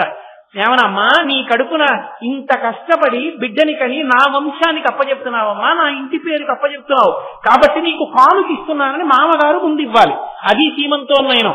5 కేజీలు లడ్లట్రానా, 3 కేజీలు కాజాలట్రానా సీమంతోన్నయనం కాదు. శాస్త్రం ఎందుకు చెప్పిందో అది చెయ్యాలి. భర్త అలా పాపట తీసి కొప్పేస్తే, పువ్వులు పెడితే గర్భరక్ష, గర్భ విచ్ఛేదనము కాదు అని శాస్త్రవచనం. అందుకని సీమంతోన్నయనము అంటారు దాన్ని. సరే, ఇప్పుడు ఇంతకీ సీమంతంలోకి ఎందుకెళ్ళా, సీమంతోన్నయనంలోకి ఎందుకెళ్ళానంటే, అమ్మవారి గురించి మాట్లాడుతూ ఒక మాట అంటారు. అమ్మా, నువ్వు అంబోధర శ్యామల కుంతలాయి శివుడు తటిప్రభాతామ్రజటాధరాయ. ఆయన పాపట తీసుకోడు కాబట్టి ఆయనకి ఇలా ఎర్రటి జటలు వేలాడుతున్నాయి. అవి ఎలా ఉన్నాయి? తటిప్రభా, ఆకాశంలో మెరిసిన మెరుపు ఎర్రగా ఎలా ఉంటుందో అలా మెరుస్తున్నాయి. ఎందుకు మెరుస్తున్నాయి అంటే ఆయన గంగ పట్టాడు, తడికి జటలు కట్టింది. 2, ఆయన ఎప్పుడు తనలో తాను ఆత్మారాముడై ఆనందిస్తుంటాడు. ఆ ఆనందమునందుండిపోయిన చేత పెరిగిపోయిన జుట్టు సంస్కారము లేక జటలు కట్టింది. అది ఆయన యొక్క జ్ఞానస్వరూపానికి గుర్తు. ఆ తటిప్రభాతామ్రజటాధరాయ అలా దర్శనం చేస్తే ఒక గొప్పతనం ఉంటుంది తెలుసా అండి. మీరు మానసికంగా ఒకసారి పరమశివుడి జటలు కానీ ఊహించి ప్రయాణానికి బయలుదేరారనుకోండి, కపర్ది కపర్ది కపర్ది అని. ప్రయాణంలో మీకు పుణ్యం లేకపోవడం వల్ల ప్రవేశించడానికి వీలు లేని పట్టణాలలోకి ప్రవేశించడానికి కావలసిన పుణ్యాన్ని ఉత్తర క్షణంలో మీ ఖాతాలో వేసి విఘ్నం లేకుండా వెళ్లేటట్టు చేస్తారు. కాబట్టి మోక్షపురులు ఉంటాయి కొన్ని. అయోధ్య, మధుర, మాయా, కాశీ, కాంచి, అవంతిక, పురి, ద్వారవతి చైవ సప్తైతే మోక్షదాయక. 7 మోక్షపురులు. అలాంటి వాటికి వెళ్ళిపోదామంటే వెళ్ళిపోలేము, ఈశ్వరానుగ్రహం ఉండాలి. అందుకని కపర్ది కపర్ది కపర్ది అని బయలుదేరుతారు. నేను కాకినాడ అయ్యప్ప స్వామి గుళ్ళో తీర్థయాత్రకు బయలుదేరితే ఈ మాటలు చెప్పుకుని బయలుదేరుతుంటాం కొన్ని. అమ్మా, మమ్మల్ని సర్వదా కాపాడు అని సర్వదా సర్వదేశేషు పాదుత్వాం భువనేశ్వరి మహామాయా జగద్ధాత్రి సచ్చిదానంద రూపిణి అని ప్రార్థన చేసి పెడుతుంటాం. కాబట్టి ఆయన తటిప్రభాతామ్రజటాధరాయ కాదు. 2వ అర్థం ఏంటంటే, ఆయన ఇతరులకు ఉపకారము కొరకు ఎంతకైనా కిందకి దిగిపోతాడు. ఇలా నీ చెయ్యొచ్చా అని ఆలోచించడు. మీరు కోటేశ్వరరావు గారు ఉపన్యాసాలు చెప్పారు, అర్ధనారీశ్వర స్తోత్రం, చాలా సంతోషం కలిగిందండి మాకు, రేపు పొద్దున్న మీ మెడలో ఓ సన్నజాజి మాల వేద్దాం అనుకుంటున్నాం అన్నారు అనుకోండి, చాలా సంతోషం అండి, వేయండి అంటారు.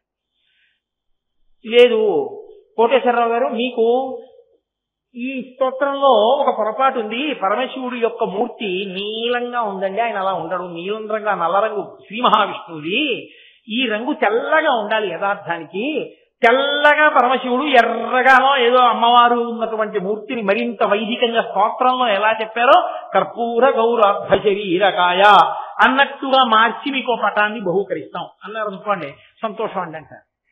కోటేశ్వరరావు నాకు మీ ప్రసంగం నచ్చింది, ఇక్కడ నిచ్చెన వేసుకుని పైకి ఎక్కి మీ నెత్తి మీద 2 బిందెలు నీళ్లు పోస్తాం అన్నారు అనుకోండి, అసలు రేపు వస్తానా ఉపన్యాసానికి నేను?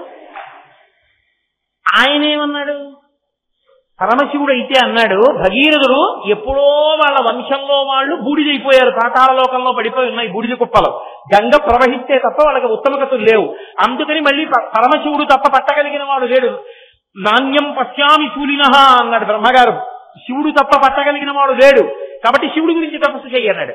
మళ్ళీ పాప మహానుభావుడు గోకర్ణానికి వెళ్ళి తపస్సు చేశాడు, శివా పట్టనడగలేదు, శివుడే అన్నాడు, ప్రీతస్తేహం నరశ్రేష్ట కరిష్యామి తమప్రియం శిరసాధరయిష్యామి శైలరాజసుతామహం, నేను పడతానయా గంగని అన్నాడు. అహంకరించింది గంగ, అయినా ఇలా నిలబడ్డాడు. అహంకరించిన గంగని కూడా తన జటాజూటంలో పైనుంచి వచ్చిన నీళ్లని అలా అంతకాలం ఎందుకు పట్టాడంటే భగీరథుడికి ఉపకారం చేయడం కోసం, లేకపోతే పైనుంచి పడితే భూమి పాడైపోతుందంటే మధ్యలో నేను వచ్చి ఆ నీళ్ళన్నీ పట్టుకున్నా నెత్తి మీద అవతల బలయానాలి. ఒక్క భగీరథుడి కోసం, భగీరథుడి తపస్సు వల్ల, భగీరథుడి భక్తికి లొంగిపోయి తల మీద నీళ్లు పట్టినవాడు, లోకమంతా కళంకమున్నవాడని కోడై కూసిన చంద్రుడిని నెత్తి మీద పెట్టుకున్నవాడు మహానుభావుడు పరమశివుడంటే, వీడి కోసం నేను ఇంత దిగజారడమా అని చూడడం, భక్తితో ఉన్నవాడి కోసం ఎంతకైనా కిందకొచ్చేస్తారు. అది చెప్పడం సటిప్రభాతామ్రజటాధరాయ నిరీశ్వరాయ నిఖిలేశ్వరాయ. ఏమి శంకర భగవత్పాదులండి, మహానుభావుడు ఎలా పడతాయో ఆ మాటలు ఆయనకి. నిరీశ్వరాయ, అమ్మా నిన్ను శాసించగలిగిన వాడు లేడు. పరమశివుడు నిఖిలేశ్వరాయ, అన్నిటినీ శాసించగలిగిన వాడు. ఏడు దాని అర్థం? నిరీశ్వరాయ అంటే మరి పరమశివుడు శాసించడాన్ని అని కాదు, పరమశివుని శక్తియే అమ్మవారు. శక్తి శివుడు వేరుగా ఉండరుగా. కారు యొక్క పరిగెత్తగలిగిన శక్తి వేరుగా ఉంటాయా? పాలు పాల తెల్లతనము వేరుగా ఉంటాయా? పువ్వు యొక్క సౌరభము వేరుగా ఉంటుందా? రత్నము రత్న ప్రభ వేరుగా ఉంటాయా? దీపము దీపపు కాంతి వేరుగా ఉంటాయా? సుందరకాండలో సీతమ్మ తల్లి అంటుంది, శక్త్యా లోభయితున్నాహం ఐశ్వర్యేణ ధనేనవా అనన్యే రాఘవేణాహం భాస్కరేణ ప్రభాయదా అంటుంది. సూర్యుడు ప్రభ ఎలా కలిసి ఉంటాయో పిచ్చాడా రావణ, నేను రామచంద్రమూర్తి అలా కలిసి ఉంటాను రా అంటుంది. విడదీయలేవురా అంటుంది. వాళ్ళిద్దరూ ప్రకృతి పురుషులై అలా కలిసి ఉంటారు. వాగర్ధ వివసం ప్రస్థం వాగర్ధ ప్రతిపత్తయే జగత పితరం వందే పార్వతి పరమేశ్వరు అంటాడు కాళిదాసు. వాక్యము అర్థము కలిసి ఉన్నట్టు కలిసి ఉండేటటువంటి వాళ్ళు. కాబట్టి ఒకరి మీద ఒకరికి పెత్తనం అన్నమాట ఎక్కడ వస్తుంది? నా శక్తి నేను చెప్పినట్టు వింటుంది, నా శక్తి నాకు ఉపయోగపడుతుంటుంది. శక్తి తాను ఒకరికొకరు ఆశ్రయించి ఉంటారు, వాళ్ళ మధ్య భేదమేం ఉండదు. కుడి చెయ్యి దోమని కుడుతుంది, ఎడం చెయ్యి ఇక్కడ ఏదైనా ఇలా వచ్చేస్తుంటే మీదకి ఇలా తోసేస్తుంది. అంతేగాని కుడి చెయ్యి ఏం కొట్టట్లేదని ఎడం చెయ్యిని కొట్టడం, ఎడం చెయ్యి కుడి చెయ్యి కొట్టడం అలా ఉంటుందా ఎక్కడ లోకంలో? అలా ఉండదు, రెండు ఒకటే. కాబట్టి వాళ్ళిద్దరి మీద అధికారులు లేరు, ఇద్దరే పతాక స్థాయిలో నిలబడిపోయిన వారు. నిరీశ్వరాయ నిఖిలేశ్వరాయ. అందుకే కొన్ని చోట్ల అమ్మవారు పరిపాలిస్తుంది, కొన్ని చోట్ల అయ్యవారు పరిపాలిస్తారు. ఏ పేరు పెట్టి పరిపాలించినా పరిపాలించేది వాళ్లే. ఇక్కడ లేదు. కానీ ద్రవిడ దేశంలో ఒక ఆచారం ఉంటుంది. మీరు కూడా ద్రవిడ దేశంలోకే వస్తారు కదా. ద్రవిడ దేశంలో ఒక ఆచారం ఉంది. అందులో ఒక మాట అడుగుతుంటారు. పెళ్లి చూపులకు వెళ్తే ఏదో అమ్మాయి ఇంటికి వెళ్ళారనుకోండి, ఆ వెళ్ళిన వాళ్ళని ఏదో కొంచెం ఆడపిల్ల తల్లి ఎక్కువ మాట్లాడుతోంది అనుకోండి, ఏమిటండి ఇంట్లో ఆడపిల్లమా అని అడగరు. ఈ ఇల్లు మధురయ్య అండి చిదంబరం అండి అని అడుగుతారు లౌక్యంగా. మధురై అంటే అర్థం ఏంటంటే మీనాక్షి పరిపాలిస్తుంది, సుందరేశ్వరుడు లోపల ఉంటాడు. చిదంబరం అంటే అర్థం ఏంటంటే నటరాజస్వామి గారు పరిపాలిస్తుంటారు, శివకామ సుందరి లోపల ఉంటుంది. ఆ ఇల్లు చిదంబరం అండి అంటే ఆ ఇంట్లో పురుషుడిది పెత్తనం, ఆ ఇల్లు మధురై అండి అంటే ఆడవాళ్ళది పెత్తనం. అందుకని మధురయ్య చిదంబరం అంటే అని అడుగుతూ ఉంటారు. మధురయ్య చిదంబరం అంటే అమ్మవారు పాలిస్తోంది, అయ్యవారి చేత కాని వాడు అయ్యవారి పరిపాలిస్తున్నాడు, అమ్మవారి చేత కాదని మీరు అర్థం చేసుకోకూడదు. శివ శక్త్యాయుక్తో ఇది భవతి శక్త ప్రభవితం. వాళ్ళిద్దరూ కలిసే ఉంటారు ఎప్పుడు. కాబట్టి ఆవిడ కన్నా అధికుడు ఆయన కన్నా అధికుడు అలా ఏం ఉండదు, ఇద్దరూ సమానమే. ఒక బండి పెడుతోంది అనుకోండి, రథము గొప్పదా రథ చక్రములు గొప్పవా అని నన్ను అడిగారు అనుకోండి, నేనేం చెప్పను. అలా ఏం ఉండదు. రథము రథచక్రములు రెండూ కలిసి ఉండి రెండు చక్రములు సమానంగా నడిస్తే రథం నడుస్తుంది. వీణ గొప్పదా వీణ తంత్రి గొప్పదా అని నన్ను అడిగారు అనుకోండి, అలా ఏం ఉండదు. తీగ పెనగి మోగితే వీణ మోగుతోందని అంటారు. నా తంత్రి వాద్యతే వీణ నా చక్రో వర్తతే రథ నా సుఖ నాపతి సుఖమేదేత యస్యాదపి శతాత్మజ అంటుంది అయోధ్యకాండలో సీతమ్మ తల్లి. వీణ తీగ పెనగి మోగుతుంది, వీణ మోగిందంటారు. రథచక్రములు దెబ్బలు తిని నడుస్తాయి, రథం నడుస్తోందంటారు. భర్త కష్టపడి సంపాదించి పెద్ద పండక్కి తీసుకొచ్చి అల్లుడికి అన్ని తయారు చేస్తాడు. అత్తారింటికి వెళ్ళానని అల్లుడు అంటాడు. ఆయన వలన ఆమెకి కీర్తి వస్తుంది, ఆమె వలన ఆయనకి గౌరవం నిలబడుతుంది. వాళ్ళిద్దరిలో ఎవరికన్నా అధికులంటే అది అర్థం లేని మాట. నిజతపఫలాభ్యాం వాళ్ళిద్దరూ ఒకరి కొరకు ఒకరు పుట్టారంతే. కాబట్టి వాళ్ళిద్దరి మధ్య భేదం ఏమి ఉండదు తప్ప అలా చూసే అవకాశమే ఉండదు. కాబట్టి నిరీశ్వరాయై నిఖిలేశ్వరాయ నమశివాయై చ నమశివాయ అటువంటి ఆ పార్వతీ పరమేశ్వరులకు నమస్కరించుతున్నాను. ప్రతి ఇల్లు కూడా అలాగే ఉండాలన్నది దాని యొక్క సందేశం.